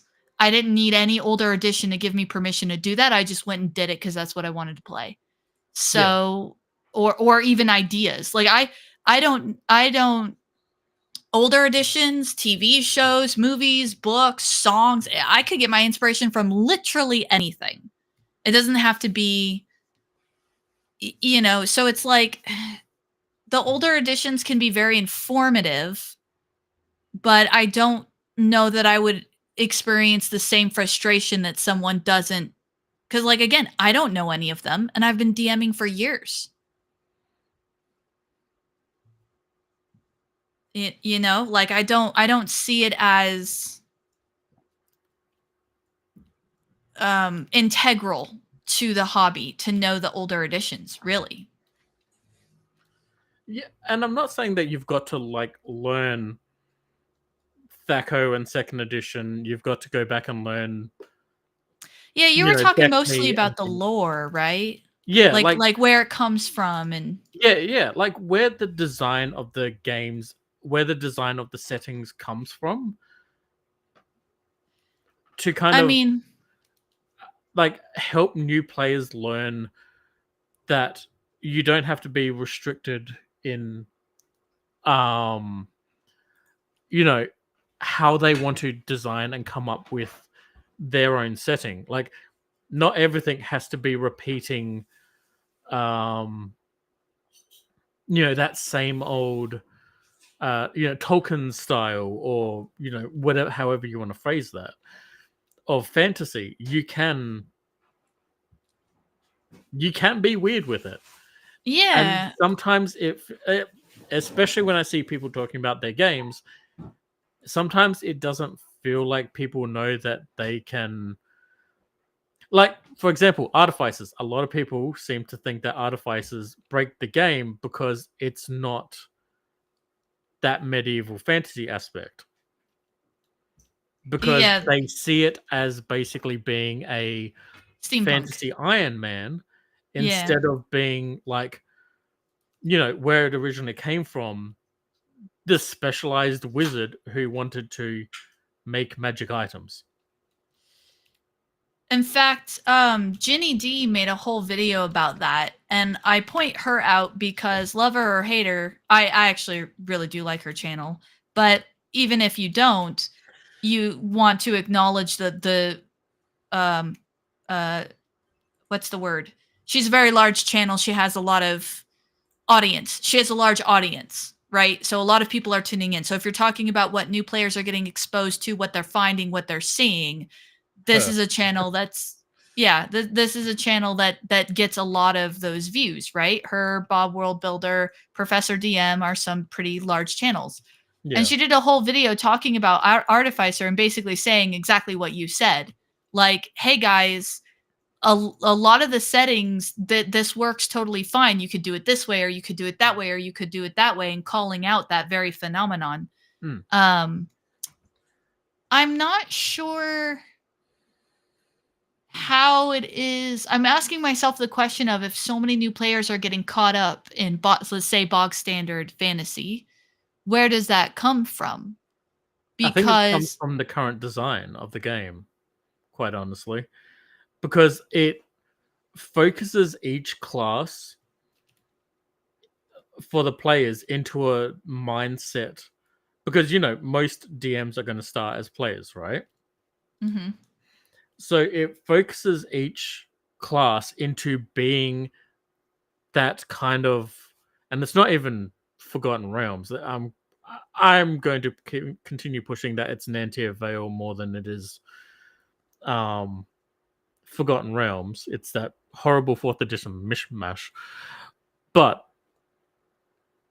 it's that kind of generic fantasy idea of each of the, oh, not even idea. It's that generic fantasy stereotype of what each of the classes are, that I think locks people into that idea of what each class is, and thus how you play the game. You know? I would definitely say that artificers feel the most of that more than any other class. I Hmm. don't know of any class that has any issues with, quote unquote, being stuck in bog standard fantasy as much as artificers. You know what I mean? Because they're the one, like you just said, a lot of people don't like them in their game or ban them. Well, the case in And point that's oh no, sorry, continue. the player I mentioned that brought this up, where he bans artificers out of his game because of all the bad experiences he's had in the first half of this conversation about the player versus the class. Yeah. I think that artificers definitely draw the short end of that stick. Yeah. And I mean, it doesn't Interesting. help too that whenever you, sorry, not whenever, almost any channel that's going to do a review, a discussion about an artificer, or And let's be fair, when it eventually gets to a build on an artificer, what's the first thing they use as the example for how they're going to build an artificer? So yeah, since I don't watch the builds videos, I don't actually know. Okay, it's Iron Man. Oh, sure, okay. Every single one is Iron Man. When you were a kid or when you were growing up, was there something particularly in your area or in your culture that was like one of those things where you could walk up to any random stranger on the street and mention it and they knew exactly what you were on about? I'm going to say yes, but I'm not going to know how to give you the example of that. So, but you kind of follow what I'm putting down there, right? That's Yes, why they I'm use picking up Iron what Man. you're putting down. Yeah, that's why they use Iron Man, because for some people it's like everybody knows it at this point, for good or for worse, because I feel like there's fans out there that are like fans of it before the MCU. But there's a lot of people who didn't even know what Iron Man even was until the MCU. But now everybody knows what Iron Man is. Everybody knows Robert Downey Jr.'s Tony Stark, okay? It's just very few people, even people where I'm at, even me. I'm not even a comic book person.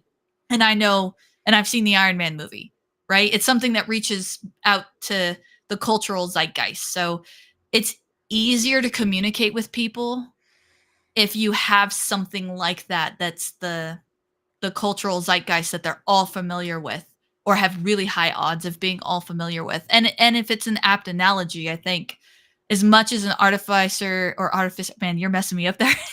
As much as an artificer is capable of being so much more, Iron Man is a 2-syllable word that can communicate an awful lot in those 2 syllables when it comes to starting from scratch and getting across a potential point for what an artificer could be.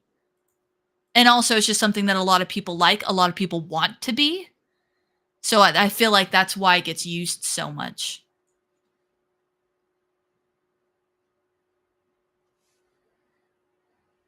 That's just my theory on it anyways.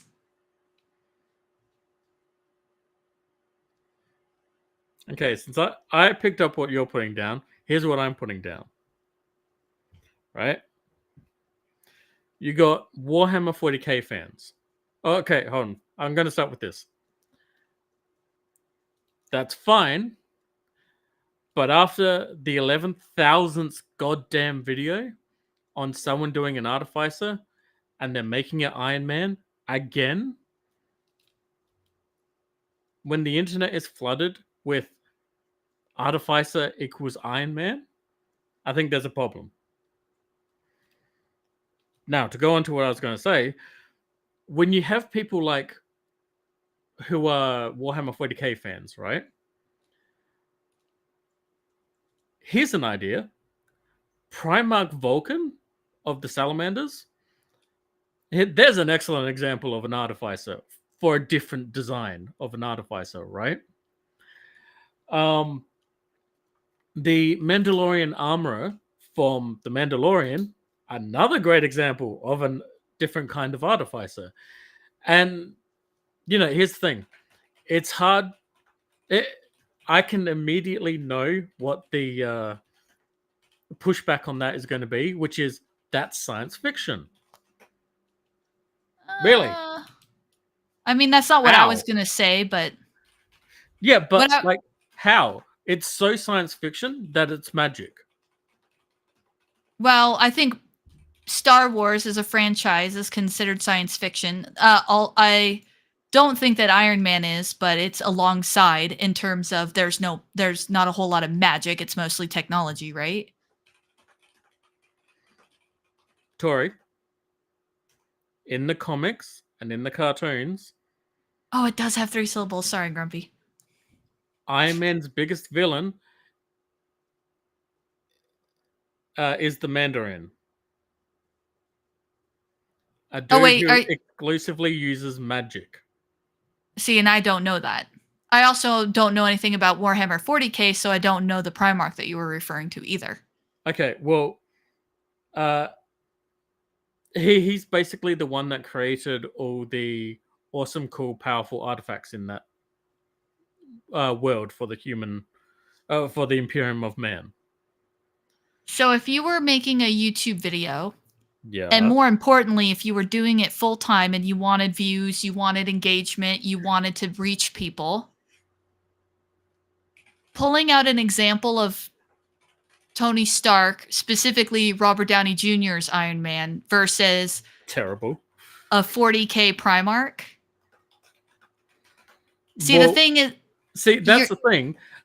I can then tag the video as being Warhammer 40k and get all the Warhammer 40k sims to come watch the video. sure, but how big is that reach versus the Iron Man reach? How big is the MCU compared to 40K? Not when it's not accurate. I mean, I don't know that accuracy was. I mean, fair, but my thought process, as soon as you brought up 40K, I was already like, oh, I don't know that, and so I just tried to pick up as much as I could by context, But people know what Iron Man is. At least they know one version of it. Star Wars is too. Yeah. Well, I would argue that more people have seen Iron Man than have seen The Mandalorian. Okay, but more people probably know who Boba Fett is. At least by name. Yeah. Yeah. There's an artificer. Sure. I mean, what? I like a fighter with a few levels of artificer. Well, not necessarily. Like, the suit is clearly a Well, suit made by an artificer.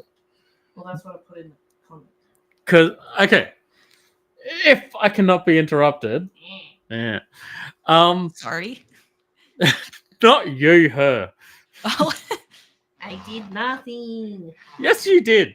Stop interfering. Manuel, I know nothing.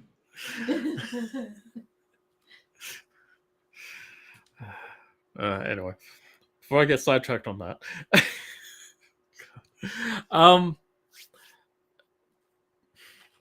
like, for example, what Boba Fett looks like, right? I mean, yeah, I know him from the original movies. I never saw the modern. Yeah, no. Don't worry about the TV show or anything new or anything. You know what he looked like. You know what he did in the original movies, right? Yeah. Yeah. So, he's essentially got, like, I don't know, a rod of a grappling rope, an Grappling animated hook, rope. rockets, jetpack, armor. Yeah. Yeah. So, what would that be in a fantasy setting? An animated rope, a fireball, a wand of fireballs,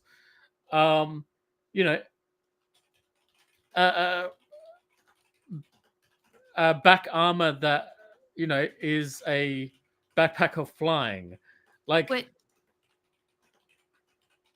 I just wait a minute.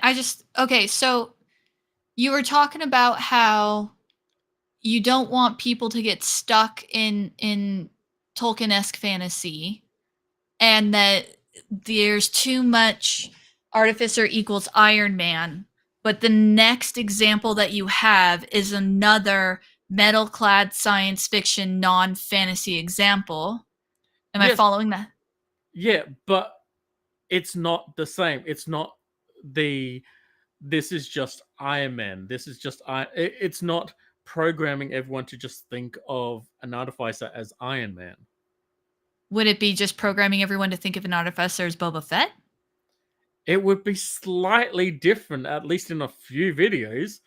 I mean, how many different designs and video ideas do you have of people coming up with, like, different wizard inspirations, different ranger builds? Those exist. For artificer, it's just Iron Man. I guess I don't watch enough build videos to really have noticed. I'm thinking again of the Ginny, like, it's a Ginny pretty D. big epidemic. Yeah, well, and is that why she made her video the way she did?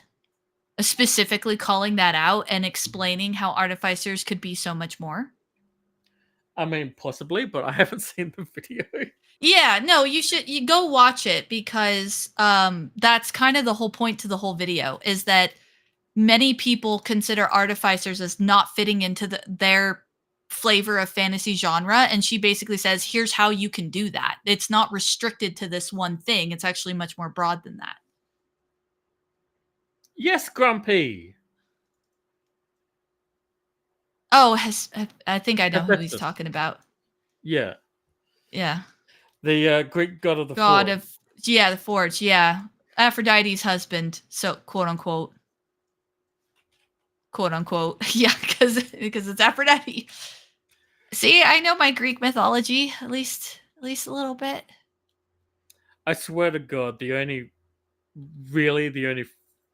functioning relationship out of all the Greek gods was Hades and Persephone. Persephone, yeah. Yeah. Like, yeah, he's always yeah, no, you go.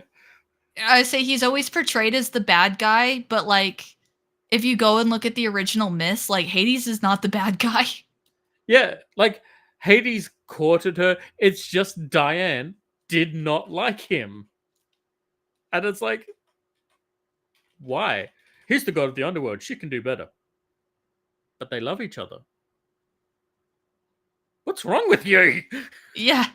Yeah, and then in like modern pop culture, he's just always portrayed as the devil. Yeah. He's just always portrayed as the bad guy. Yeah. Or an asshole. Or yeah. Actually, there was a book I read that was really good that was based around. It was sort of like the equivalent of the Dresden Files, but with Greek gods.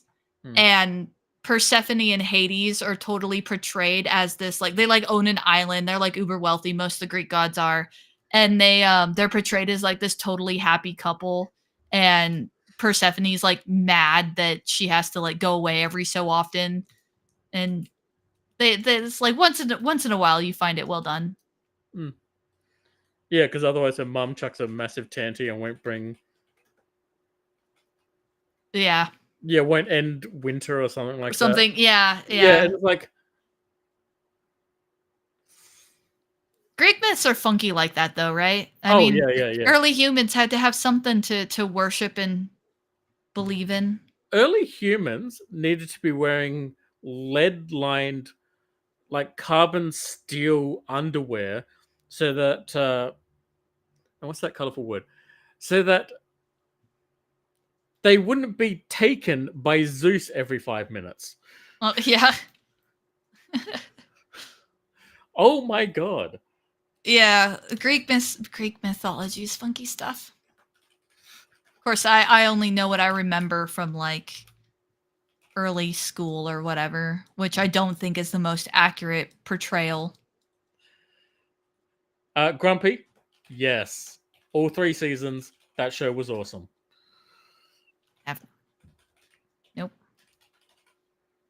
No, but it's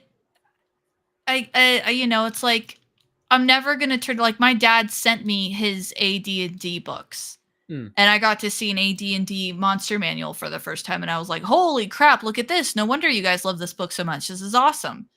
So never gonna say it's not a benefit, but I definitely don't exactly share the same level of either frustration or not sadness, but like you look at it and you're like, man, I wish people would do this.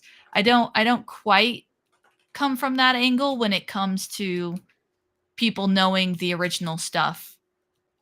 Because it's a neat resource, but there's so many available resources. It's just one of many. Yeah. I don't consider it any more significant than any other good resource for D&D. I think it's because my age, I'm just on the edge of that. I don't, as you pointed out, like, they might not think that an older thing is worth looking into because that's not how things are done nowadays. And so I guess I'm just of that age where that is a frustrating thought to me. Well, and you do have people like myself and my sister more than me. Because I think she is right on the edge of millennial Gen Z. So depending on what resource you use, she's a Gen Z, and on certain other resources, she's a millennial because her birth year was like right smack dab on that crossover. But there are individuals who are like, they're curious about history, they want to know, they want to learn, so they'll go seek that stuff out. But I don't think you're going to see that kind of behavior like en masse, because anytime something gets popular, it's always going to change it pretty substantially. You know, I would argue that after Critical Role and after Stranger Things, D&D took a whole new turn and became popular in a whole new way than it was, say, when like you were younger, when I first started. I mean, is that it? Huh? Oh, I'm just wondering, actually, now that I said that, like, is that a popularity thing? Like, if what you're talking about, is that a younger versus older thing, or is that a popular versus I knew it before it was cool type thing? I'm going to phrase it like this. I think it's more of a new people who are coming into the hobby who are bringing their ideas and their ways into the hobby. But I'm going to phrase it like this. I think they're sheeples. I think once Critical Role is done, I think once this final season of Stranger Things ends, I think once that wear down finally happens, because I don't see WotC and Hasbro actually being successful in any kind of media endeavor to keep any momentum going once those properties that they don't have any control over are done. I think that the people who are more sheeple to the hobby are going to find the next thing to go to. And I think we're going to see a lot of that. I mean, according to some, it's already happening. Well, that's good. I mean, yeah, because I mean, several channels have already made videos talking about that exact thing. Of, you know, D&D is, well, it happened that the time that How to Be a Great GM released his video, and the whole conversation in the D&D YouTube community turned into D&D YouTubers are quitting, D&D YouTube is dead. I mean, you can go back and look, and the thumbnails are very clickbaity, but there's a bunch of discussion around that point. And then go figure, everyone kind of forgot about it, and we all moved on, and now we're still regularly getting our Professor DM and our Bob World Builder and all those guys. They're still producing videos on the regular, but for a short bit, yeah, for a short bit, that was the only thumbnail you'd find is D&D YouTube dead? And a lot of people were saying that, like, that wave that was the Stranger Things Critical Role, because like Critical Role is still around, but they have nowhere seeing the numbers they used to. Like they're already declining, have been declining. Vox Machina picked it up a little bit, but like we're already seeing that downturn. We're already seeing those people leave the hobby. Yeah, but the fact that Critical Role is only seeing like a bump when they're going back to the anime that's based on their first campaign. Nostalgia? Yeah. I'm thinking it's that. Yeah, I'm with you. Yeah. And that is a sign of, well, it's like Disney and all their remakes. When a company is banking on nostalgia and not creating anything new, that's a sign that there's decay. Like true decay in the company. I think there's only one company on this planet that's made that work and hasn't suffered for it, and that's Nintendo. Not gonna touch that one. I'm just saying that there are companies to go up against Nintendo. I will be crushed. I'm just saying that Nintendo is a one company that kind of defies the laws of nature when it comes to they just keep remaking the same game over and over and over and over and over again, and they're somehow still successful. But in general, most companies couldn't do that. Nintendo is the Death Star, except this one doesn't have any flaws. You can shoot the crap out of that moon all you want, but it's going to stick around. It's going to keep doing what it's doing, and somehow it's going to keep going. I don't know what kind of space magic BS Nintendo does, but my god, it works for them. I would dare say that the space magic you're referring to is focus and not trend chasing. If there's one thing Nintendo has sort of done but also never done, they've never chased trend. Oh, open worlds are popular right now. That one open world game sold a lot. Now every single Ubisoft game is the same damn game with different coat of paint, right? Like literally, like the Horizon games, the Assassin's Creed games, the whatever the Ghost Recon game. Like you load up gameplay and you can't even tell them apart. It's all the same game. It's just the Ubisoft game, right? Or this or that or the thing, or first person shooters, or this and that and the other thing. I mean, Nintendo never does any of that, and I don't think really has. They're like, we make Mario, we're gonna make Mario, we're gonna do Mario. That's it. And So Zelda. is it in Zelda? I mean, is it possible that that's why they're so solid and indestructible? Is because they don't constantly bend over for like the fans or trying new things. They just stick to what they know and can do well? Question mark.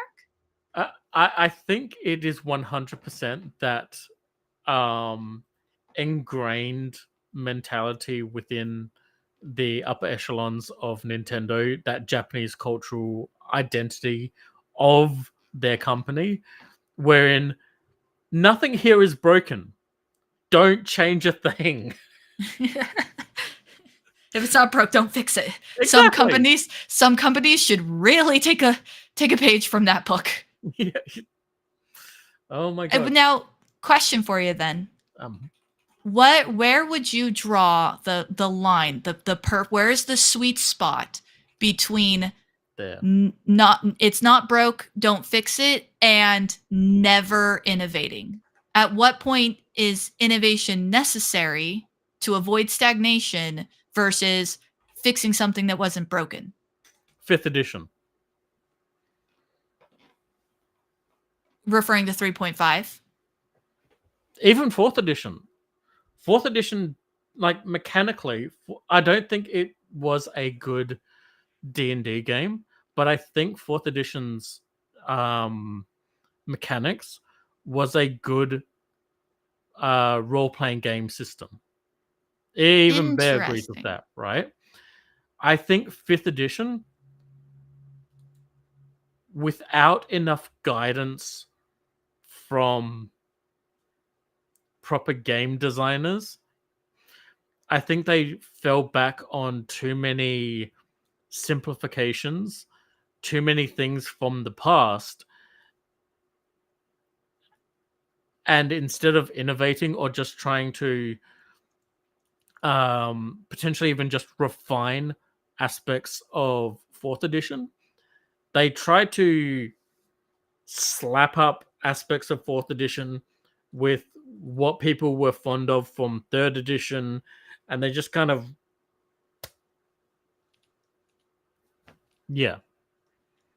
So how would you address the problem that was the community response to 4th edition?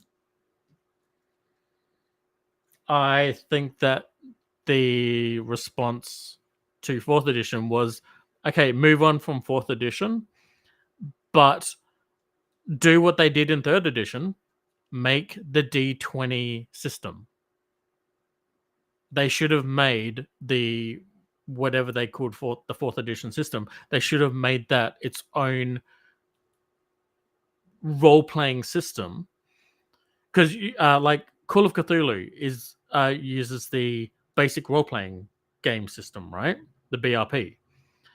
Numenera from Monte Cook Games uses the Cypher system.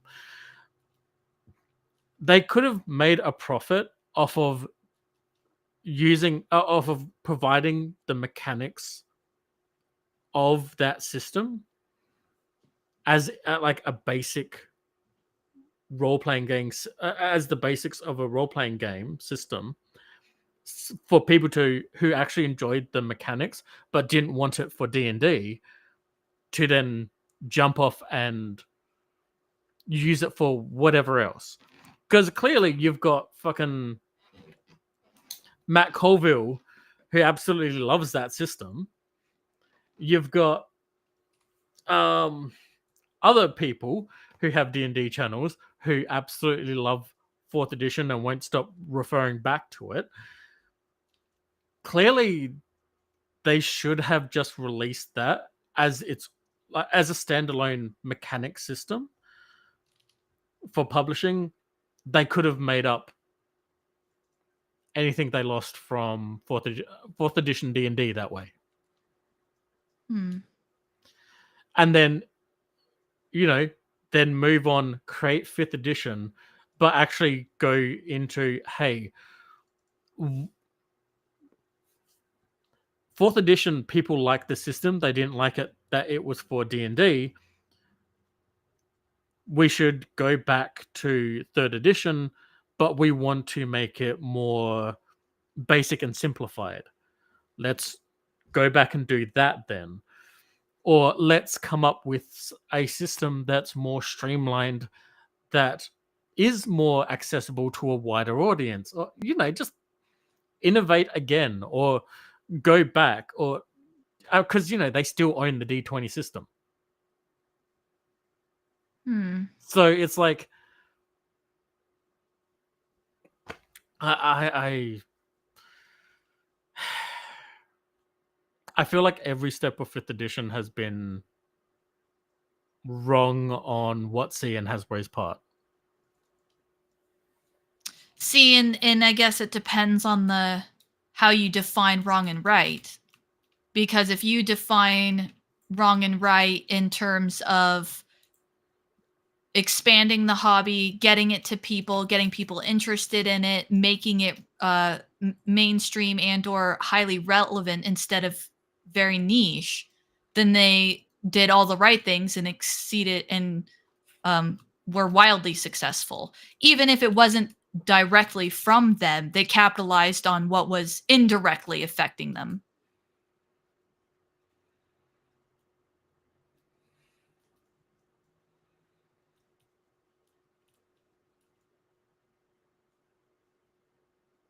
Was there more to that, or no? I think I just, again, if you sorry, I don't know, maybe my brain skipped a point. It seemed like it ended suddenly. they did what was you said that you feel that every step that 5th edition took was wrong. Yeah. And I was basically saying wrong by whose standards? Because how do you define what wrong compared to what? Because if you want to talk about expanding the hobby, making the hobby available to people, getting it in the hands of people, making it the most easy to pick up, play, making the hobby relevant, making D&D something that was not a niche thing, then they did all of the right moves in that context, at least. Yeah, but is that an aspect of the mechanics and the game, or is that the marketing and the popularity and all the media that you could access because it's D&D? If the mechanics were that terrible, I don't think it would have done what it did. If the mechanics were that bad and not acceptable, I'm not necessarily saying that they're that bad. It's just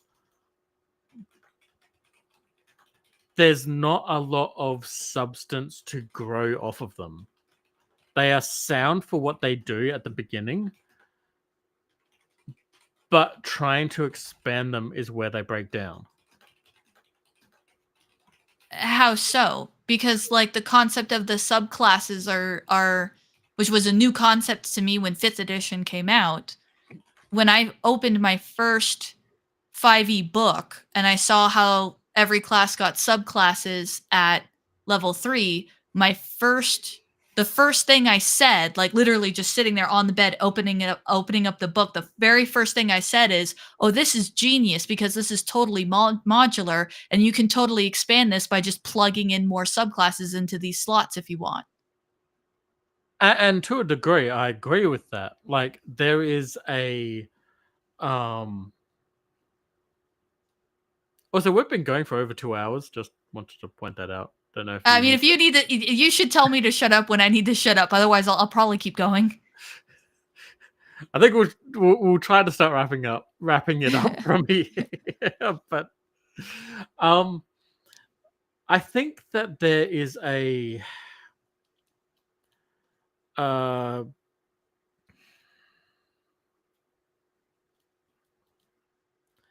there is a good idea there in the subclass idea, right?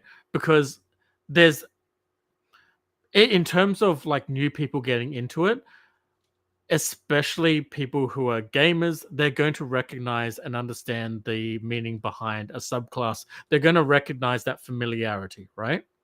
Mm-hmm. And I'm not saying that as a bad thing. I think that that is a good way to do it. But in terms of like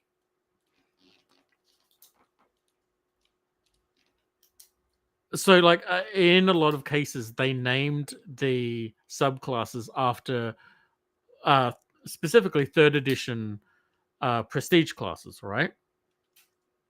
Yeah, I think so. I don't remember enough of the 0.5 or 3. I don't remember enough of the prestige classes to say for sure, but Okay. yeah, that sounds about right. I mean, I'll trust They- you on that one. They did, trust me. And this is pretty consistent very much within the first few years. But then as soon as you get to the artificer, that begins to change. It begins changing how they created the subclasses, how they began expanding the subclasses, and even though that power creep was already existing in the previous modules that they had released for 5th edition, like the Sword Coast, like the previous Sword Coast, the Skag, whatever that was called. Hmm. Sword Coast Adventurer's Guide. Adventurer's Guide. That's it. Like those books, I mean, specifically that book in particular, everything was named after things that you found in the lore. If you went looking, all that stuff was named after stuff that was in the lore for Forgotten Realms, right? But when you go and look at then what they did for Eberron, none of the artificers subclasses are named after the prestige classes that had a very common connection to the artificer. You didn't have the renegade mastermaker. One could debate whether you had the alchemist savant, but it wasn't as close to the alchemist savant as it was. They didn't have the wand adept. Like there was so much missing from like Well, I mean, Artificer wasn't even in 5th edition at all when it first came out. no. But what I'm saying is that once stuff started coming out, once you had like the Sword Coast Adventurer's Guide that was about the Sword Coast, that was about Forgotten Realms, the new subclasses that they had in it were themed around the actual things from that setting. But when you get to the Eberron setting book for 5th edition, none of the artificers subclasses were based around the subclass, the prestige classes that had previously come for Eberron and for the artificer. Okay. As I said, You look at the artificer subclasses, right? You've got like the alchemist, kind of, but you've got like the artillerist, the battlesmith, the armorer. Is it armorer? Armorist or armor or something Yeah. close enough.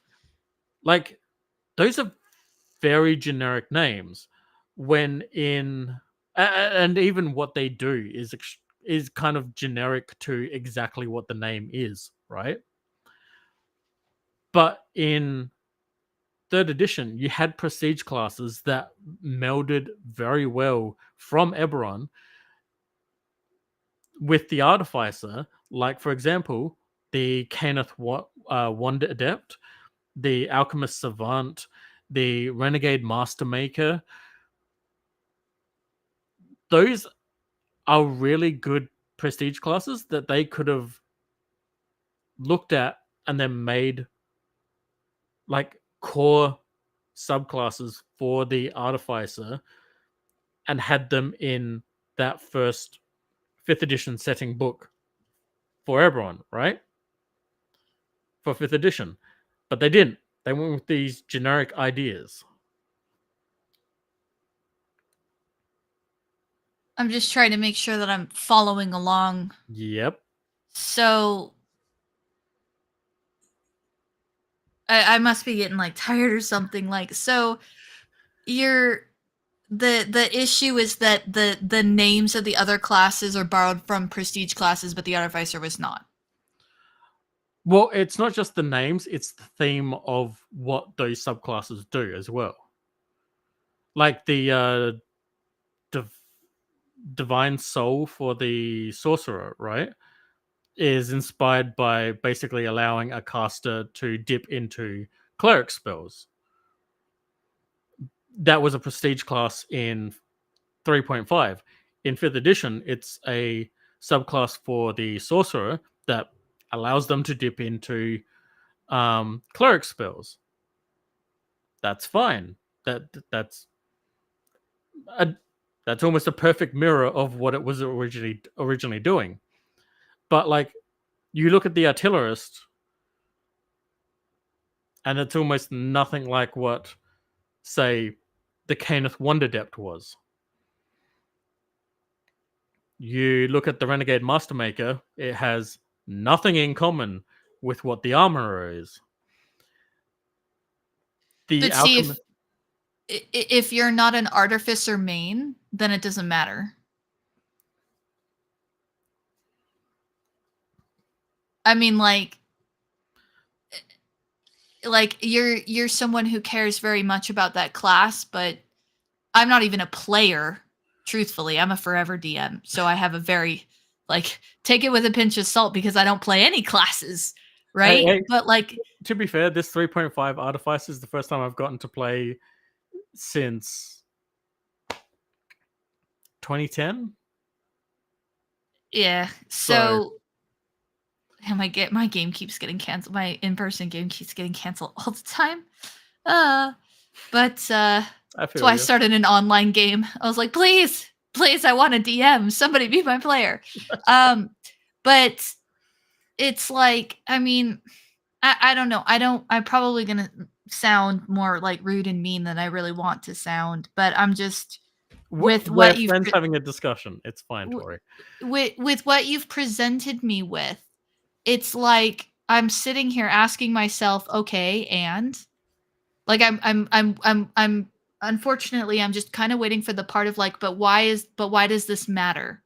So like, okay, so they copied some subclasses over and then they didn't others, and so it connects back to like that design for how the game is, right?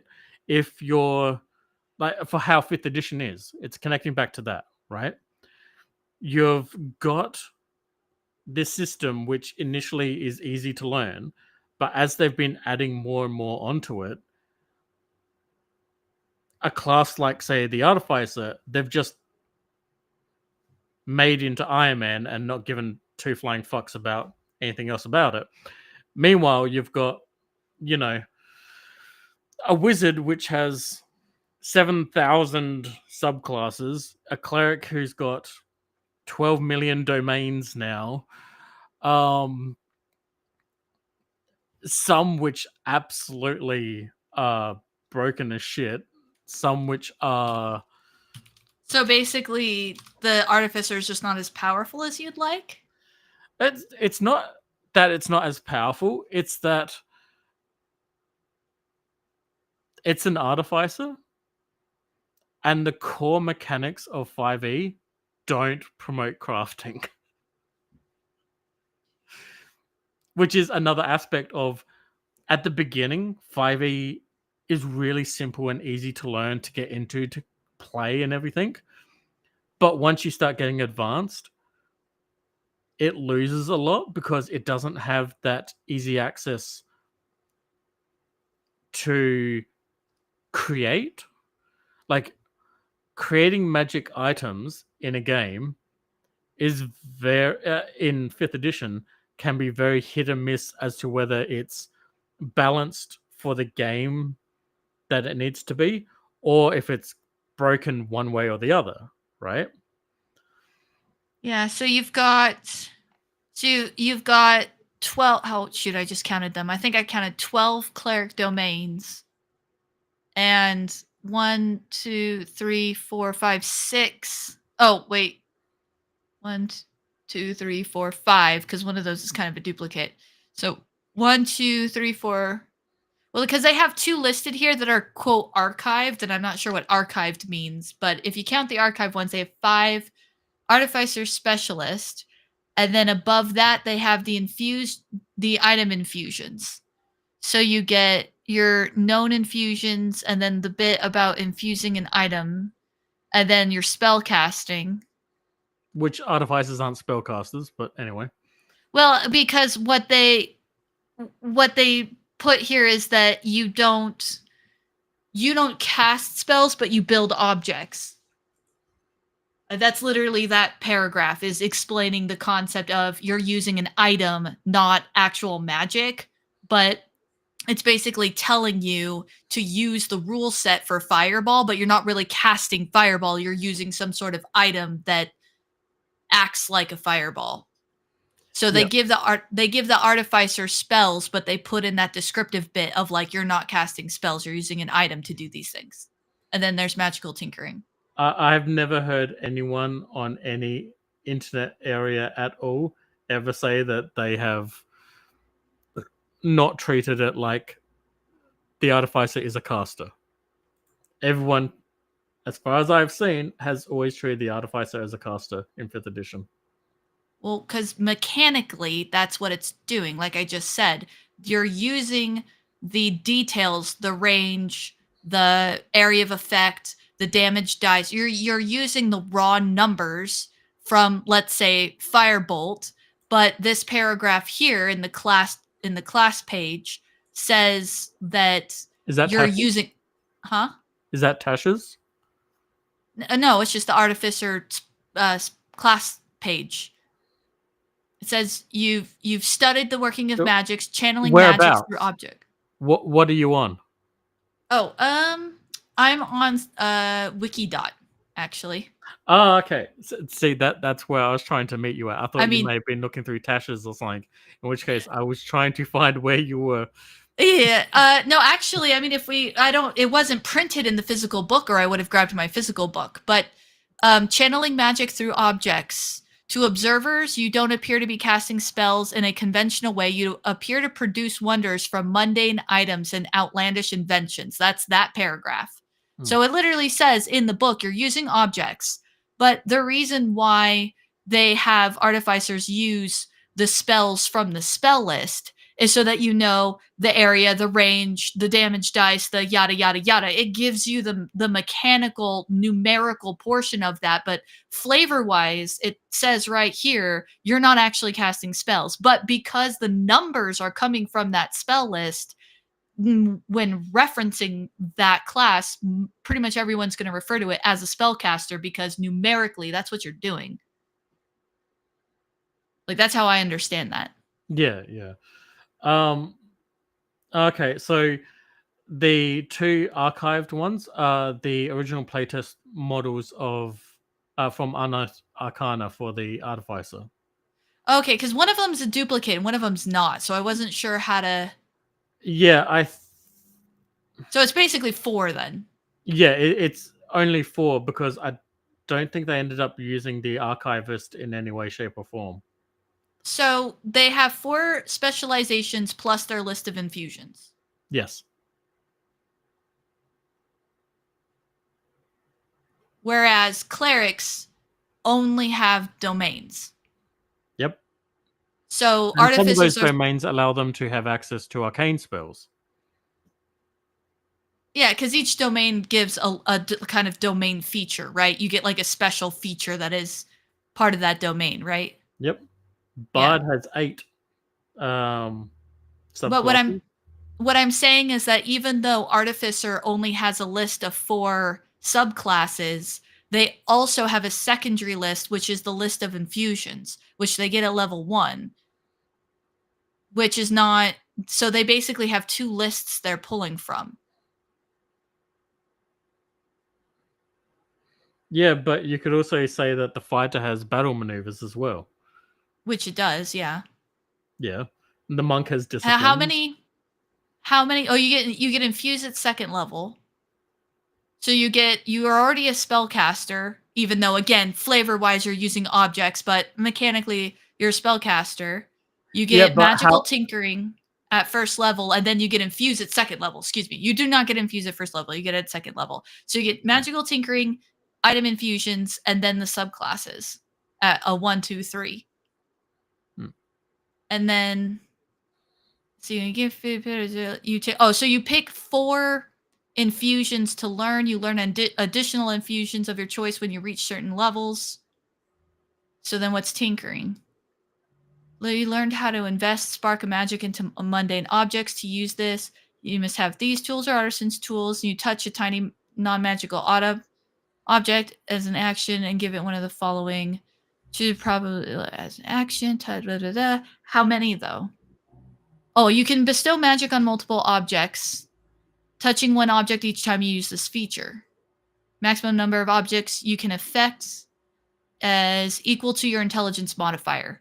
So you can do magical tinkering at level 1 up to however much your int modifier is. Then at level 2, you get infusions. You pick 4, then you get more as you level, and then you get your subclass at 3. Whereas a cleric, they have 12 domains, but they don't have those other 2 features that pick from a list quite the same way. So I would argue that those, I'm not going to say they're perfectly balanced because we all know 5e is not, but I'm going to say, just looking at this page, that I feel like that's at least closer.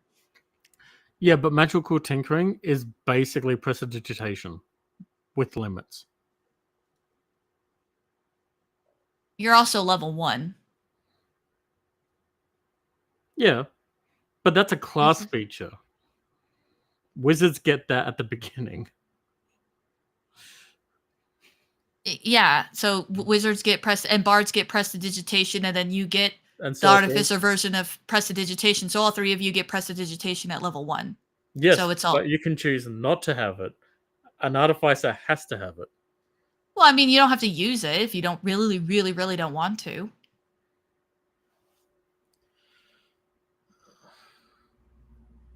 I mean, is that the? So you're saying that it's no bueno because the magical tinkering is a class feature, so that's what you get versus it's not bards. So much, it's not so much that it's because it's a class feature. It's that it's basically a class feature that is prestidigitation rather than it's a class feature that you can make stuff permanently. And you go into the idea that the artificer creates stuff, creates magic items. I'm gonna be right back. I think that was my cat. 1 second. Okay.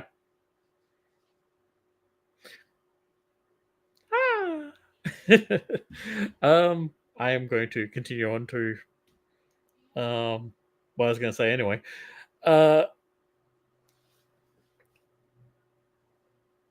Look, if you like 5th edition, that's fine, but honestly, there's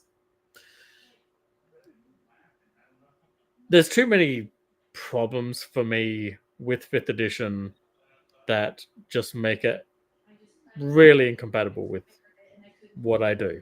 So that just And I mean, you know, the that fact scared me a little bit. Oh, okay.